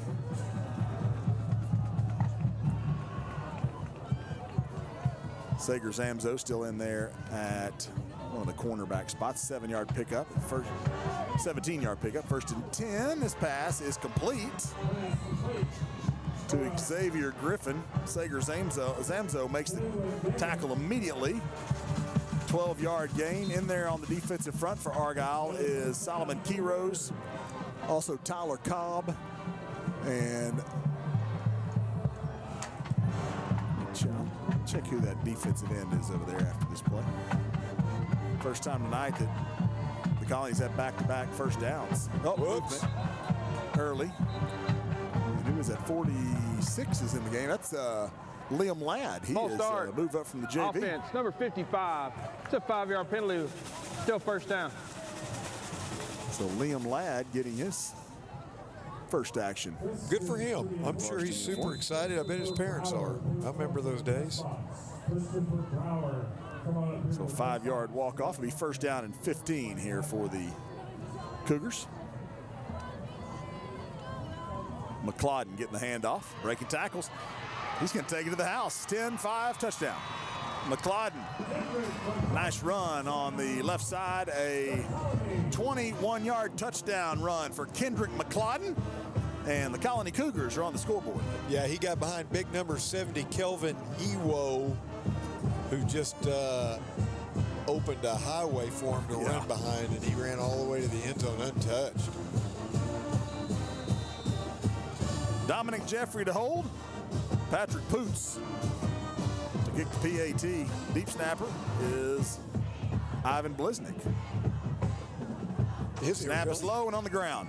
Oh, he's going to pick it up, take off running, and nowhere to go. He's just running backwards. Now he's just going to launch it to the end zone, and it's knocked away. Yeah, he had a man there, Luke Fetters. Never mind all the offensive linemen standing down there in the end zone. I don't think you can do that either. Extra points, no good. 2:13 to play third quarter. It's now Argyle 37, the Colony 6 on Argyle Eagles Booster Club broadcast. Introducing 308 Construction and Solutions Group. From brand new projects to intricate remodels, we've got you covered. No need to call multiple contractors. With in-house electrical and plumbing teams, we simplify your journey. Proudly based right here in Argyle, Texas, we're not just builders, we're your neighbors and community members. Let the team at 308 Construction be your first call for every construction, electrical, and plumbing need. 308 Construction and Solutions Group, building the heart of the DFW, one project at a time. This year, as our Argyle Eagles continue to build on their legacy of success, our Papa John's family is here to help step up your pizza game. The North Lake Papa John's, right off 407 and 35W, is your locally owned and operated pizza shop right here in your backyard. Step up your dinner plans this week with any one of our specialty pizzas, papadillas, wings, and desserts. This season, get 25% off your order when you use the coupon code ARGYLE24. It's the perfect way to celebrate an Argyle victory tonight. Enjoy the game and go Eagles. Better ingredients, better pizza, Papa John's.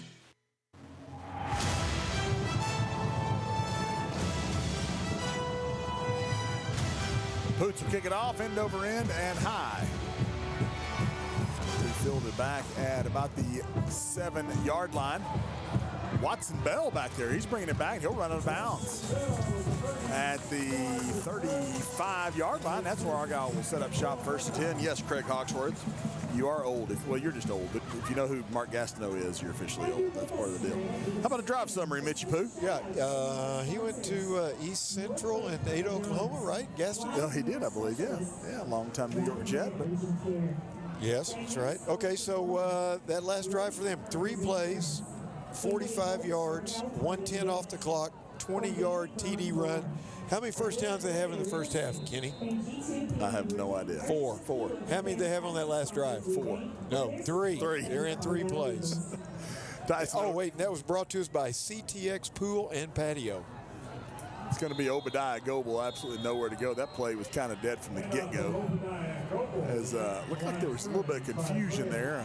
I thought there might even be a false start, but a loss of a couple of yards there. Tyson O'Neill has checked in at center. Matthew Rotella is in at tight end. Ake O'Neill is a receiver split out wide left. Trot Jordan still in there at quarterback. 2nd down and 12.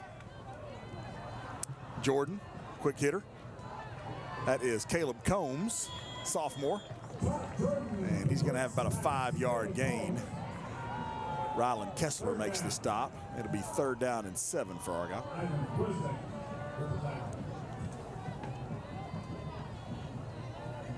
Argyle kind of milking the clock as you would want them to. Yeah, a little over a minute to play, but it kind of messes up your rhythm when you're a high. Yep. And you know what? These kids that don't get in the game that much, they want to run every play that they can. Yeah, here's another quick hitter to Caleb Combs. He's got it. Made a nice move. Thought he was going to be able to get the first down. But a good job by 15, Jaden Rogers, to make the stop. Ends up being a 6-yard pickup. It'll be 4th down, and Argyle, I guess, wants to... Yeah, practice. Yeah, 4th and 1, even on your own end of the field, Argyle would likely go for it in most games, but I think they do want to work on the punt a little bit here, so they will punt it away. Xavier Green goes back to about his own 16-yard line. Jackson Green to punt it away. Greg Moeller, the deep snapper. Another perfect snap from Moeller. Kick is away. High spiral. Oh, get there. Toward the right side of the field. Takes a great Argyle roll, and it rolls all the way into the end zone. 56-yard punt, but not going to give it a net of 36. There'll be a touchback. Bring that one back out to the 20-yard line with 8 seconds to play here before the end of the 3rd quarter, and Argyle leading 37-6. It's another year and another record-breaking year for the Argyle Eagles Booster Club, thanks in large part to Brian and Shelley Stone with Shout-Out Promotions. They have made a massive impact on us. Allow them to help you, too. If you need your business brand promoted, don't whisper. Use Shout-Out Promotions. Shout-Out. Shout out. All right, 1st and 10. For the Colony Cougars. Let's see, we've got Remington Hubbard in at one of the linebacker spots. Grayson Peschel still out there. Luke Fetters into the linebacker. 1st and 10 from their own 20-yard line. Jalen Gaines is still in at quarterback, number 9. He wants to throw on 1st down, and he does. And, almost intercepted, knocked away by Sager Zamzow. Gives Sager a PBU. Pass was intended to the tight end, Vincent Canzano. And it'll be 2nd down and 10. Yeah, he did a good job. He kind of just pulled his hands away from the ball. It was already in his hands. And Zamzow just pulled him away. Well, a nice job by Zamzow to come off of his receiver. He was covering the outside guy, and the tight end was the guy that got the ball. And Zamzow, looking in the backfield, broke away and knocked that one away. 2nd down and 10. This will be the last play of the 3rd quarter. Snaps back to Gaines. Play action to McLeodon. The pass is going to be complete out on the left side. Out across the 25 to the 26. Complete to M.J. Machimba. And that is the end of the 3rd quarter. It'll be 3rd and 4 when we come back. We're through 3 quarters. 1 to play here at Eagle Stadium on senior night with Argyle leading the Colony 37-6 on Argyle Eagles Booster Club Broadcasting. This broadcast is made possible by the generous support of our corporate advertising sponsors who have enabled Argyle ISD athletic programs to achieve many exceptional accomplishments, including state championships in multiple sports and 10 straight Lone Star Cups.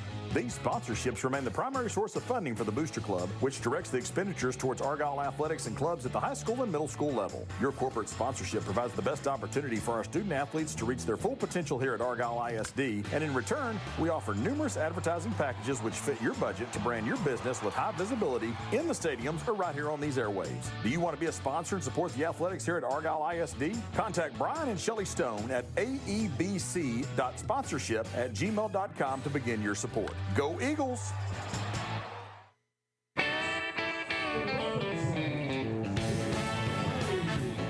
Trust your smile to the practice that cares with Dr. Susan Randall and all the great staff at Argyle Dental Associates.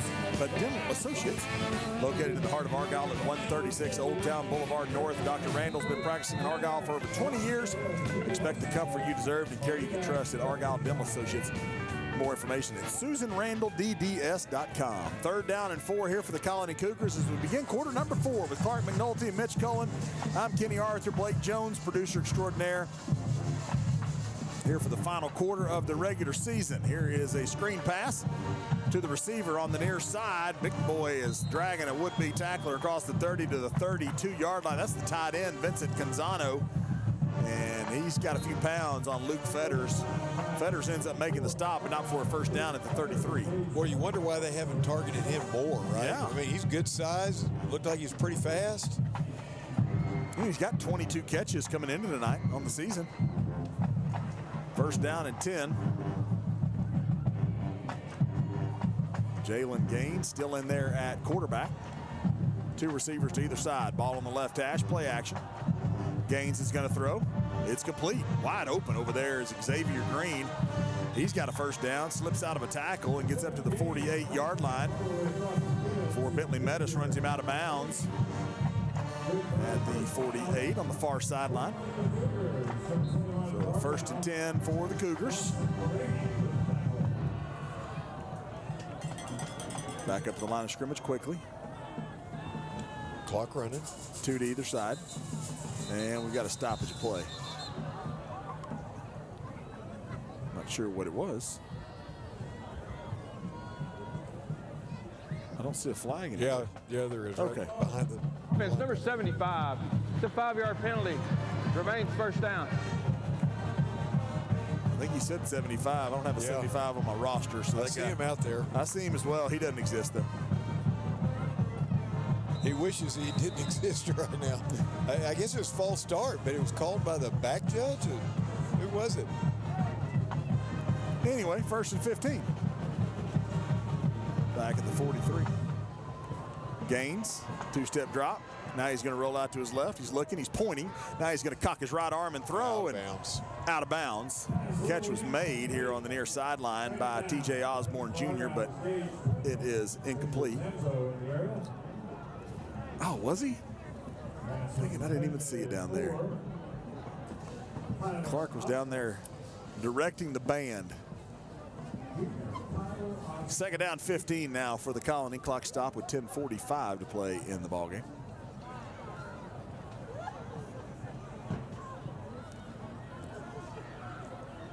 I thought you did a great job. Clark is band conductor extraordinaire. In the yellow jacket. Yeah. Oh, a little toss to Gonzalez. It's intercepted. He tips it around and kept tipping it and tipped it again. And then Thomas Irwin makes the interception. Argyle football. Is that the first turnover of the night for either team, isn't it? No, you Other had than the the muff punt. Yeah. Yeah. Yeah, So what that a was great catch. It was another screen pass to Gonzalo, the tight end, and he had to go way up high, and he tipped it in the air, and then he spun around and tipped it a couple of more times, and that's when Thomas Irwin was able to catch up to it. Yeah, he was actually on the ground, and he was trying to tip it. He was still tipping it, and that's when Thomas Irwin came over the top of him and just kind of caught it about a foot off of him. Trot Jordan back in at quarterback. 2 receivers left, 1 right. Jordan's going to hand it off to Obadiah Goebel running right. Nowhere to go. He's hit hard. Fumble. Oh, ball's on the ground. Argyle gets back on it. Goebel fumbled as he was hit hard. And guess who's delaying that pile down there? I'm guessing Bliznick. Yeah. Anyway, after the fumble recovery, it is a loss of 3 back to the Eagles are back in their own territory now at the 49. Second down, 13. Referee told him to stop it. Shouldn't he have done that maybe like in the first quarter, maybe? Play action, quick pass, and hit immediately. That play's never going to work. You don't have anybody out there blocking for you. Pass is complete to Caleb Combs, but as soon as he catches it, he is hit. Back there by Noah Chavez, and you know those quick hitters, the receiver out there, they only work if somebody's blocking. Yeah. Another loss of another yard, 3rd down and 14. We've seen a lot of success out of the Argyle 2s on offense, but hasn't really been the case tonight. Seem to be struggling a little bit against this Colony first team defense. Play action. Jordan wants to throw. He is going to throw. He's going to have it complete out here to his tight end, Matthew Rotella, but absolutely nowhere to go as he is wrapped up immediately there by number 4, Corey Greening, and maybe even lost another yard, making a 4th down and 15. So Argyle offense going backwards, and they'll punt again.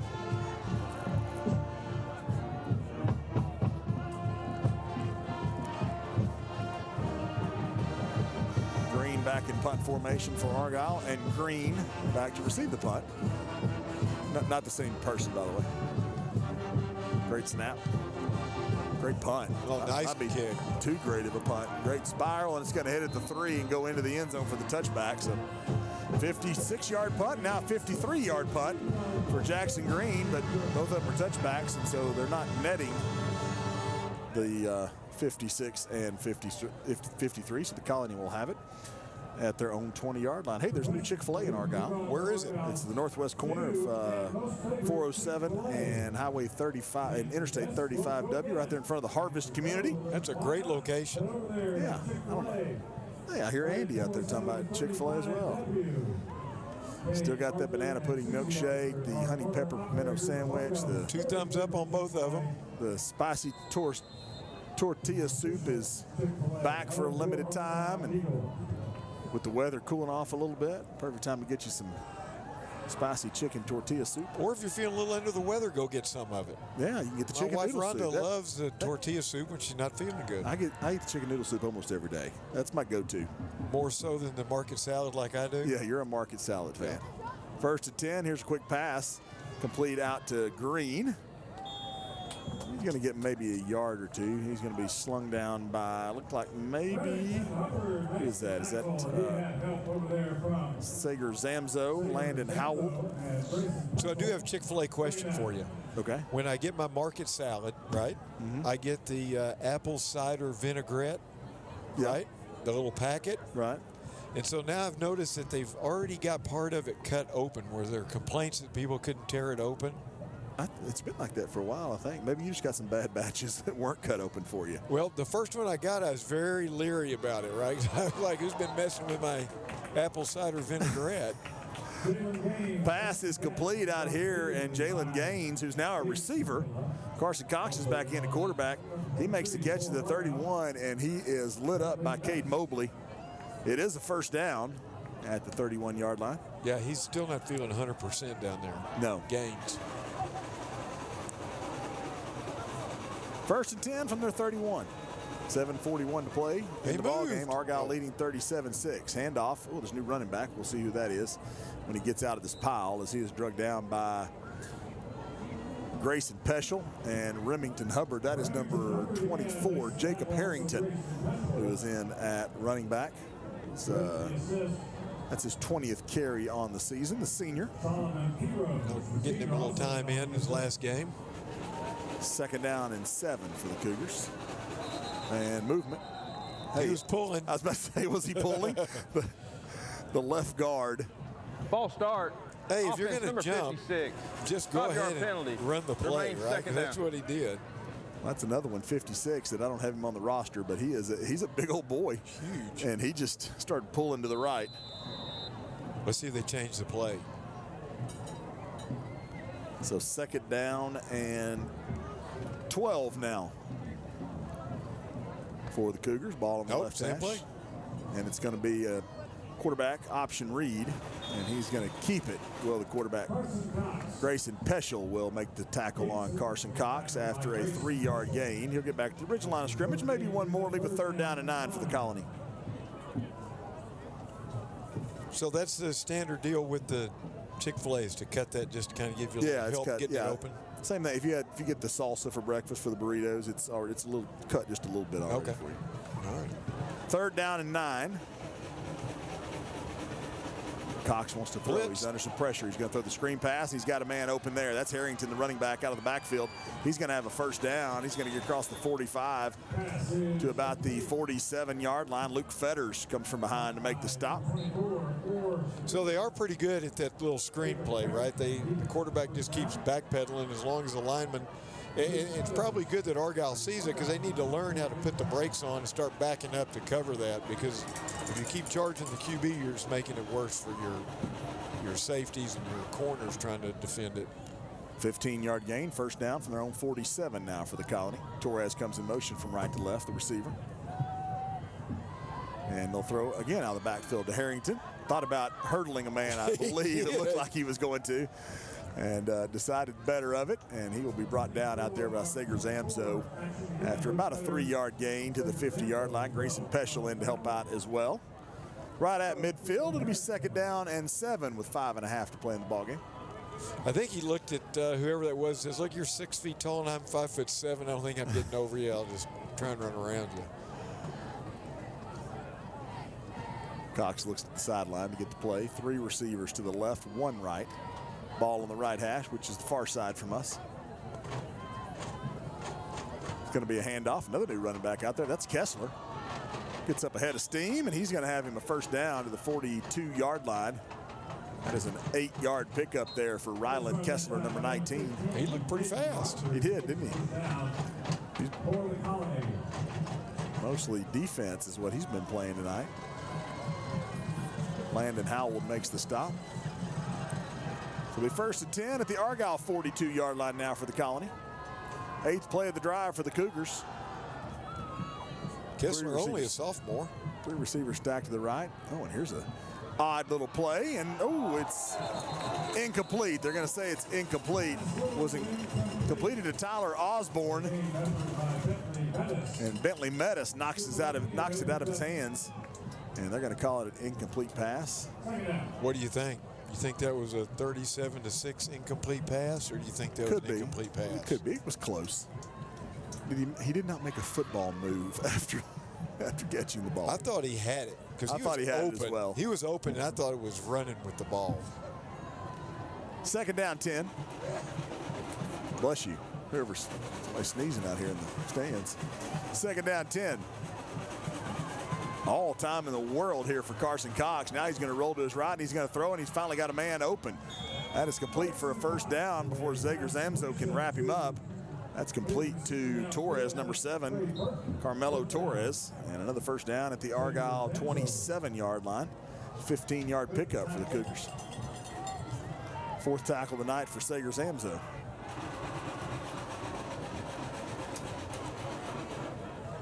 We're going to let Clark pick our players of the game tonight. Both of them? Yeah. Okay. Well, we'll see. I don't know until he comes up. And then we'll vote on it. Yeah, that's right. 1st and 10. 3 receivers come split out wide left. Now Torres goes in motion from left to right. He'll be the 2nd receiver on the right side. Cox looking right, now running right, now throwing right. It is complete. Good catch over there. Good throw. Grayson Peschel makes the stop immediately. Jalen Gaines made the catch all the way inside the Rustico red zone at the 18-yard line, a 9-yard gain. It's 2nd and 1 for the Colony. 3.5 minutes to go.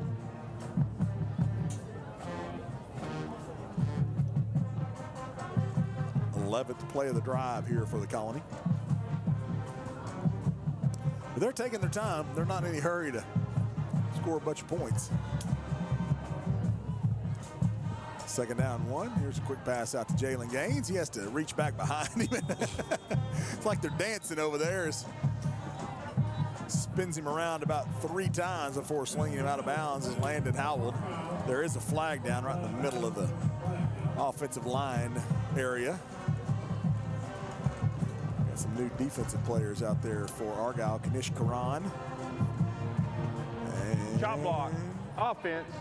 Number 54, number 71. It's a 15-yard penalty. Still 2nd down. That's a big one. Rhett McDowell has checked in, as well as Kenji Tanaka on the defensive front. And the chop block will take them back to the out of the Rustico red zone. It's the biggest penalty you can get in high school football, right? That's right. Yeah. 15 yards back to the 33. And really college, too. So now 2nd down 16 for the Colony. Oh, they're going to get a fool. There must have been contact. Thought they were going to get a free play, but they blow it dead. Yes, I think all 3 of the defensive linemen for Argyle jumped there. So the Colony used to be 6A, didn't they? I don't know if they've ever gone 6A. Offsides. Defense number 62. It's a 5-yard penalty. Will remain 2nd down.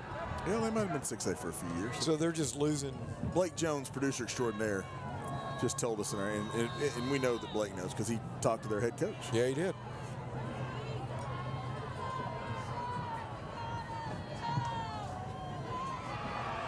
Second down and 11. Cox to throw. He's hit as he throws, but the pass is, almost intercepted. It was in the hands of Landon Howell. He couldn't hang on to it. was intended for Carmelo Torres, and it falls incomplete. It'll be 3rd down and 11. So a lot of growth over in that area, but it's all commercial, right? Yeah. Grandscape. Nothing wrong with that. Furniture Mart and all that good stuff. Yep. It just kind of keeps your numbers down as far as your enrollment goes. But I mean, like Argyle, that's kind of Argyle's problem, is there is no commercial. Yeah. Yeah. Hard to get some tax dollars in. Here is a snap back to Cox, and I'm not sure he knows exactly what to do. Grayson Peschel will get him a TFL back at the 34-yard line, and it's going to be 4th and long. His 2nd tackle for loss tonight.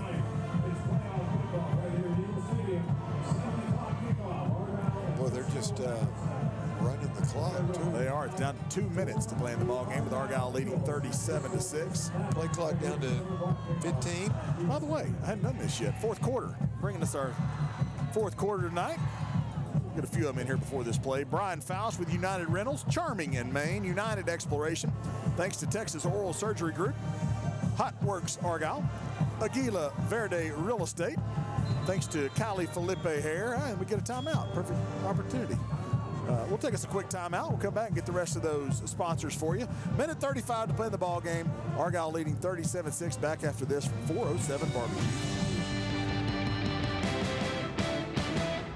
407 Barbecue is a proud supporter of the Argyle Eagles. Named the very best barbecue in all of DFW several times over, 407 Barbecue offers an array of award-winning smoked meats, including mouth-watering brisket and ribs. No plate is complete without one of their world-famous sides and a bowl of Grandma's banana pudding. Family owned and operated by your neighbors right here in Argyle. See their menu and catering options online at 407bbq.com or see for yourself at I-35W exit 407. 407 Barbecue.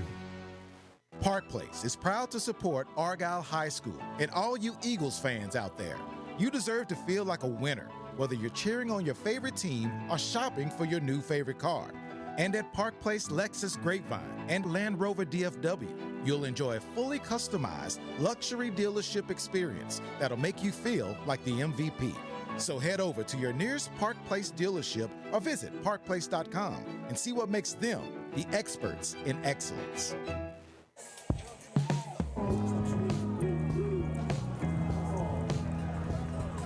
This pass is incomplete on 4th down. They came back a little quick there, and so it's a turnover on downs.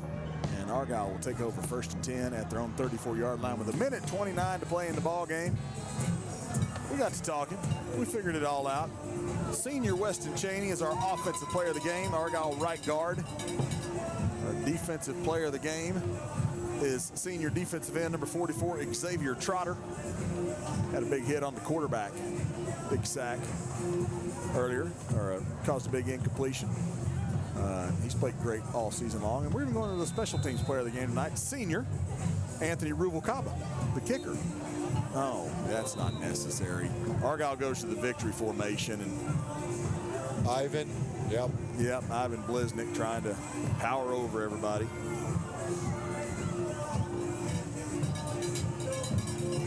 Minute 14, clock running, 2nd down and 10.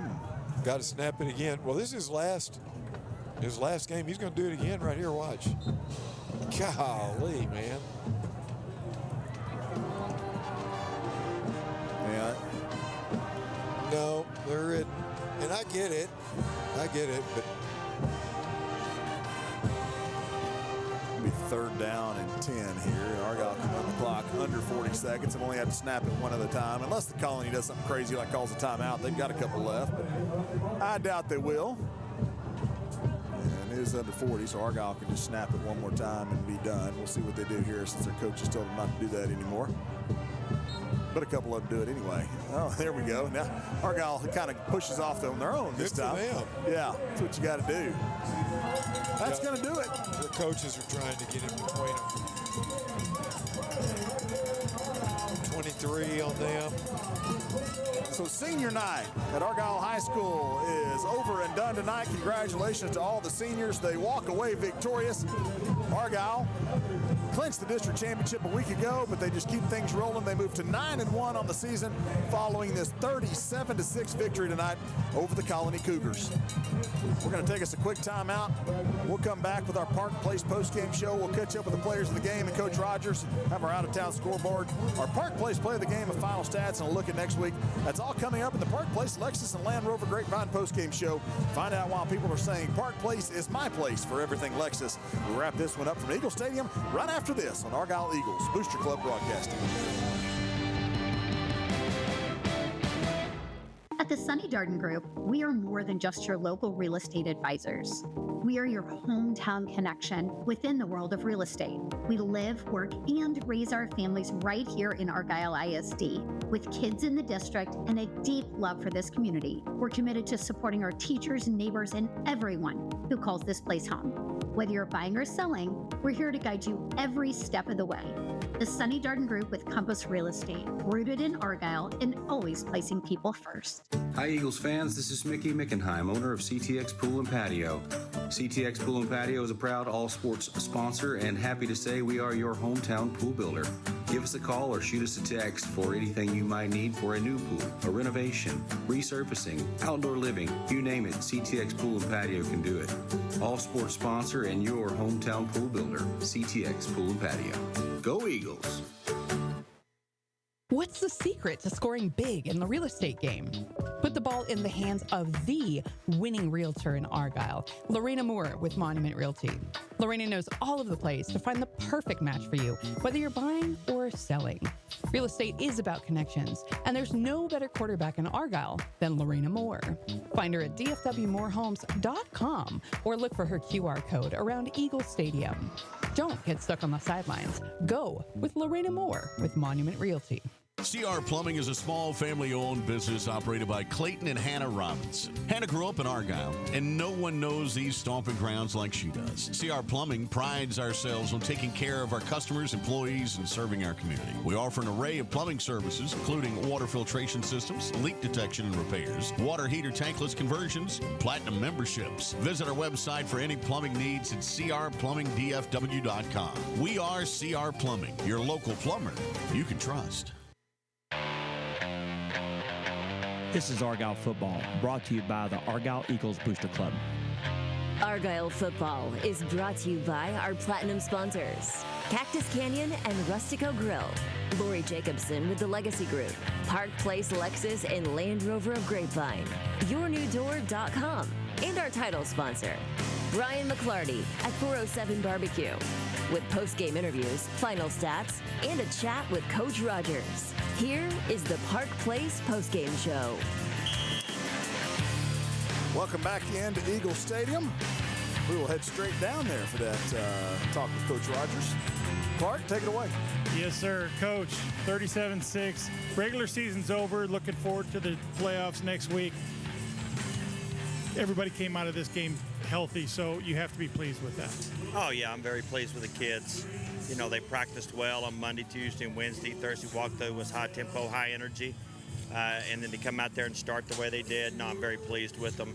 Obviously, I wanted to, probably had to draw it up and paint a perfect picture for you. I'd want, more execution in the second half. But, credit to Colony for staying in there and fighting through it. And this is their last game. Coach Rogers, Kenny up here. Talk a little bit about, I know you've got some more games, and that's what's great about it. It's not one of these, unfortunately for boys that play for the Colony, right? This is their final game. But talk a little bit, this is senior night, so talk a little bit about this senior class compared to others that you've coached. Oh, I think they have all the ingredients to being a championship team. They've been very motivated in the dark all during the wintertime, working and putting together and building a vision of what the fall was going to look like, and then the execution and energy and enthusiasm that they put into every practice. I'm so pleased. We changed our process on picking captains, and you had to apply and our kids picked some fabulous captains, 2 seniors and 2 juniors, but we've really leaned on them, and there's been a huge support cast around them, mostly seniors that are fulfilling the obligation and carrying the torch for our football program. Hey, Coach Rogers, this is Mitch. Hey, I got a question. So you got Emerson next Friday, and they had the unusual bye as the last game of their regular season. Is that a benefit to them, or would you rather play the week before you were going into the playoffs? Yeah, I've never had that experience, Mitch. That's a good question. It doesn't, it seems like it might be okay, just get a little extra preparation days, but I know they were out of school a couple of days. And really the truth of it is they just played 10 straight weeks without a bye. So, I'm sure they're worn out and frazzled and all those things. So, you could come at it from 2 different directions. I know that playing 11 straight weeks or 10 straight weeks without a break has its wear and tear, so they're probably looking forward to a rest. And I'm not sure how much they were able to, get ahead on the practice deal. We'll do exchange tapes and things of that nature tonight and get rosters and kind of start with a clean slate on Monday. Hey, Coach Rogers, one last question for you, and you can go celebrate with your team. I asked all of my team members at Chick-fil-A in Argyle if they wanted to ask you any question tonight, and they wanted to know one thing. Do you like winning? I do like winning. I was curious where this one was going. It was quite the survey, to come up with that question. But yes, our kids love excellence, and for the amount of effort they put out here, I'm very appreciative of it. Well, congratulations on another one, and sure it's nice to have one at home next week, isn't it? Yes, it is. It's better than traveling. Absolutely. All right, thanks, Coach. Thank you. All right, go celebrate with your team. Another victory tonight for Argyle, 37-6 over the Colony. One that, you could have come out a little flat tonight, and Argyle did that first series, right? If we hadn't gotten the muffed punt. So you're right. All right, we've got our offensive player of the game, and Clark's got him. Clark, one of your own there, a little offensive lineman. It was more fun when you were this tough. You know that? Weston Cheney, you've had one heck of a career here at Argyle. And, man, you guys just came out and hit him in the mouth and just wore him down before the first half was even over. Was that part of the game plan? Yes, sir. Every game, our goal is just to go hit him in the mouth and try and set the tone for the whole game. And so I think we succeeded in that this week. I saw a lot of hands on the hips. I saw a lot of getting up slow. And I saw a lot of frustration voiced, between teammates in the gray side tonight. It's got to kind of be fun when you're frustrating them and you're just physically dominating them like that. Is there a better feeling? I don't think so. That's a great feeling for sure. Okay, and pancakes. Do you like pancakes? Oh, of course. Well, we like pancakes too, and you've provided us with a full stack. And we really appreciate the career you've had. You've had just one heck of a game. I'm sure that Kenny Arthur was a great offensive center for the Denison Yellow Jackets, correct? That was. That's yeah. Went to state one year, did you not? No, I never made state, unfortunately. That's why these boys don't understand how big of a deal this really is. It's not everybody makes it to state. We were pretty good. We never made it close to state even. Quarterfinals was the best we ever did. Hey, Weston, what is your favorite topping? Do you put anything inside your pancakes, like chocolate chips? Mine's pecans. What about you? Ooh, I like chocolate chips, but I'm also just like plain pancakes too. Okay, yeah, there's nothing wrong with that at all. Hey, talk a little bit about the play. I know that all those skill players like to always get their offensive line credit, so sometimes I like to turn it around. It seems to me like Watson Bell just gets better every week. Do you feel like the guy's working on things, all those jump cuts and stuff during the week? Because that kid is really, really good. Yes, sir. I think he works on it all the time, and he's a great running back for us. We block for him. We love blocking for him, and he appreciates us. So, Weston, let me ask you a quick question. So, Argyle loves to go fast, right? You get a big play, and then all of a sudden you're right back at the line of scrimmage running another one, right, with hardly any time to rest. Can you tell in the middle of the game that you're wearing that defense down when you do that? Yes, we can, because, they obviously, hands on the hips are a big sign, and then just like their tone of play, like how hard they come off the ball. And, eventually you'll kind of just be able to see it and know that they're tired and that we're able to take advantage of that. Right, so you guys as a lineman like going fast like that? Oh, we just like to run the ball. Running the ball fast is our thing. Yep. So we always ask offensive linemen that. You'd much rather run block than pass block? Yeah. I mean, running the ball is our thing, because we don't get to catch the ball or anything, and just running the ball and just hitting the other team hard, it's just fun. That's our thing. All right, that's awesome. Well, hey, man, thanks for hanging out with us for a couple of minutes. Go celebrate on senior night, and we'll see you here next Friday night. Yes, sir. Thank you. All right, let's play 6 more weeks. Weston Cheney, our offensive player of the game. Right guard for the Eagles is 6'5", 285-pound senior. We don't have a commitment or anything for him, do we? I don't think so. All right. I'm here. The guy wears my favorite number, number 44. And Xavier Trotter, what a heck of a game you had today. Had some tackles for loss, and when you came in, you could hear the hit on the sidelines. What's a better feeling than just hitting a guy and feeling his soul leave his body?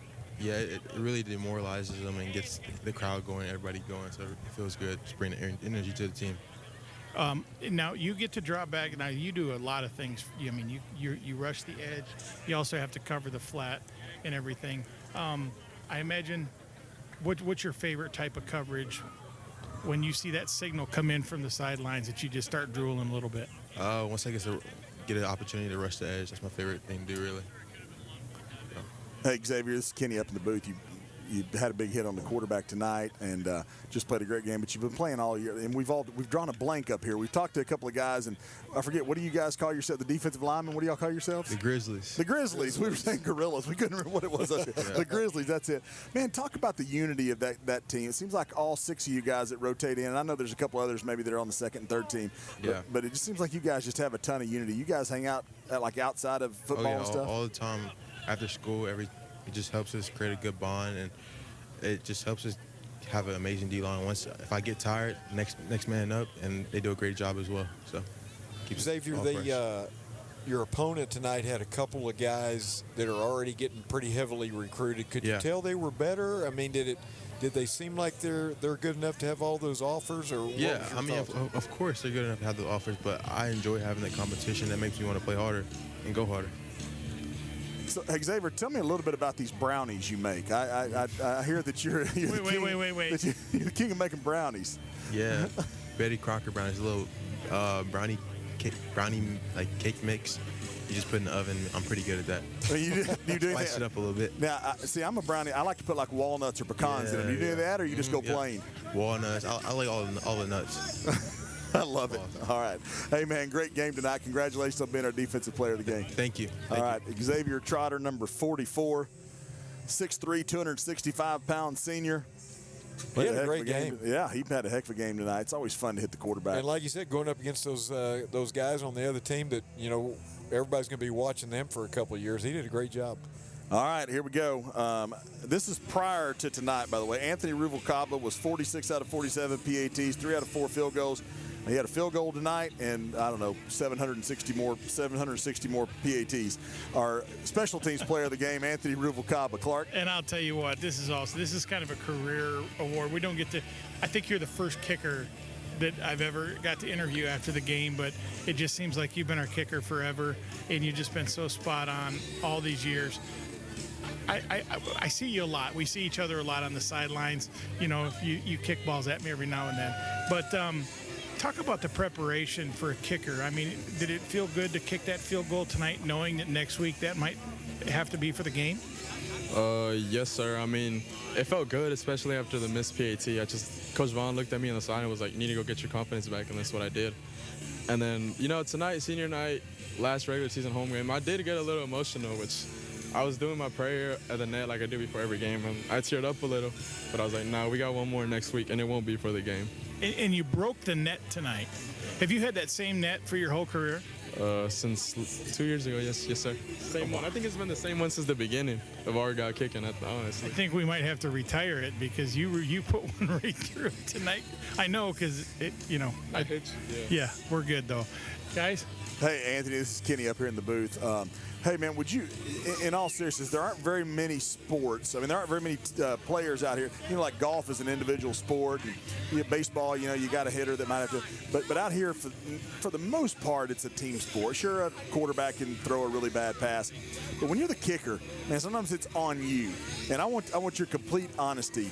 6 weeks from now, do you want to be the one with the game on the line with about a 40-yard field goal to make to win the game? Or would you rather be up 30 points? I know you'd rather be up 30 points, but you get my drift. Do you want that pressure on you? Yes, I've dreamed of it since I started kicking last year. I mean, Emerson last year, homecoming, 30 seconds left. I was hoping Jake Kirkland didn't punch that in so I could kick the game-winning field goal, especially on homecoming night. Yeah, but, I mean, I wouldn't mind. I mean, I love it. I mean, I kick under pressure. That's when I kick the best. So I just think that I'm money. Like, these games where we're blowing them out, it's like I get out of focus and I need to learn to not do that. But, like, close games on the line, I'm money. And everyone knows it. Ever miss the net on the sideline when you're warming up? I got scared today when it went through that hole. I was like, oh, that better not go on the field. Hey, does it matter to you? You had to change holders in the middle of the year with when Nathaniel Bruce broke his wrist or whatever he did, and Trot Jordan's come in. Any different, or do you guys work on it so much in practice that it's just another guy holding for you? I mean, at the beginning, yeah, it was pretty different because Trot would come in. Like, for me, I like the ball straight up or a little tilted to the right, but like Trot, he'd tilt it to the left a little and it'd go wide. But yeah, we've been working on that for a couple weeks now. He's gotten better. I mean, we're smooth all around, great snaps. As long as Trot can catch it and get it down there, we're smooth. But yeah, I'm really hoping to get Bruce back in the next couple weeks. I love that, man. He's my holder, just like Rock was last year. Bruce is my guy. Yep, that's you got your guy, and there's nothing wrong with that at all. Hey, congratulations on being our special teams player of the game, man. Go celebrate with your team on senior night. Thank you, sir. It means a lot. I've always wanted to be here. All right, awesome. Anthony Ruvalcaba, number 10, Argyle kicker, the 6'2", 180-pound senior. And man, just exciting to have those guys talk to us and excited to hear them so excited to be interviewed tonight following this 37-6 victory over the Colony Cougars. Runs their record to 9-1 on the season for Argyle. They go undefeated in district play. We've got an out-of-town scoreboard with Stephen Bartolotta. Let's check in with him, find out any chance the Grapevine Mustangs maybe won their first game of the year tonight. Thank you so much, Kenny. Well, not a lot on the line tonight. The final playoff spot in District 3 5A was decided last night as Seguin was able to rally and wrap up the final playoff spot with a 36-28 win over Summit. They were down 28-22 at the half, but they turned the screws defensively on the Jaguars, holding them to just 60 yards in the second half, and they win it by 8, and they clinched the final playoff spot. Colleyville Heritage, they just take care of their rival tonight, the Grapevine Mustangs, 36-7. They finished the regular season at 8-2. And Grapevine, for the first time since 2008, is 0-10 for the season. The other district game is Burleson as they lead Everman. They're going to pick up their 4th win of the year. They win it, or they're leading it 34-7. That game is in the 4th quarter. Now, Frisco Emerson will be the playoff opponent for Argyle next week. They had a bye this week. Potential second-round opponent, Abilene Wiley, is taking on Plainview, and Wiley leads at 28-10. That game is in the 3rd quarter. Wiley looking to wrap up would be a pretty good regular season for them at 8-1 with the win tonight. Top 10 scores. This was a final last night. South Oak Cliff, a 49-0 win over Dallas Jefferson. Earlier tonight, Texas High defeated Nacogdoches 44-7.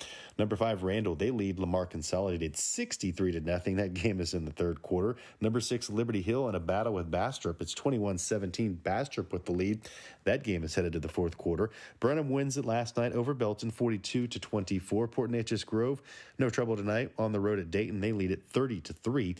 Iowa, the Colony, they're on top of Texas City 34-18. That game is in the 4th quarter. And last night, Frisco Walnut Grove defeated Frisco Independence 63-34. And Lovejoy, the inaugural season for Todd Dodge at the helm. It's going to be a 7-3 regular season as they lead Frisco Memorial at the half 35-0. Top 10 scores from Class 6A. Duncanville is your 11 6A district champion with a 48-6 win over Cedar Hill last night. North Crowley, they rout Crowley in a laugher 65-20.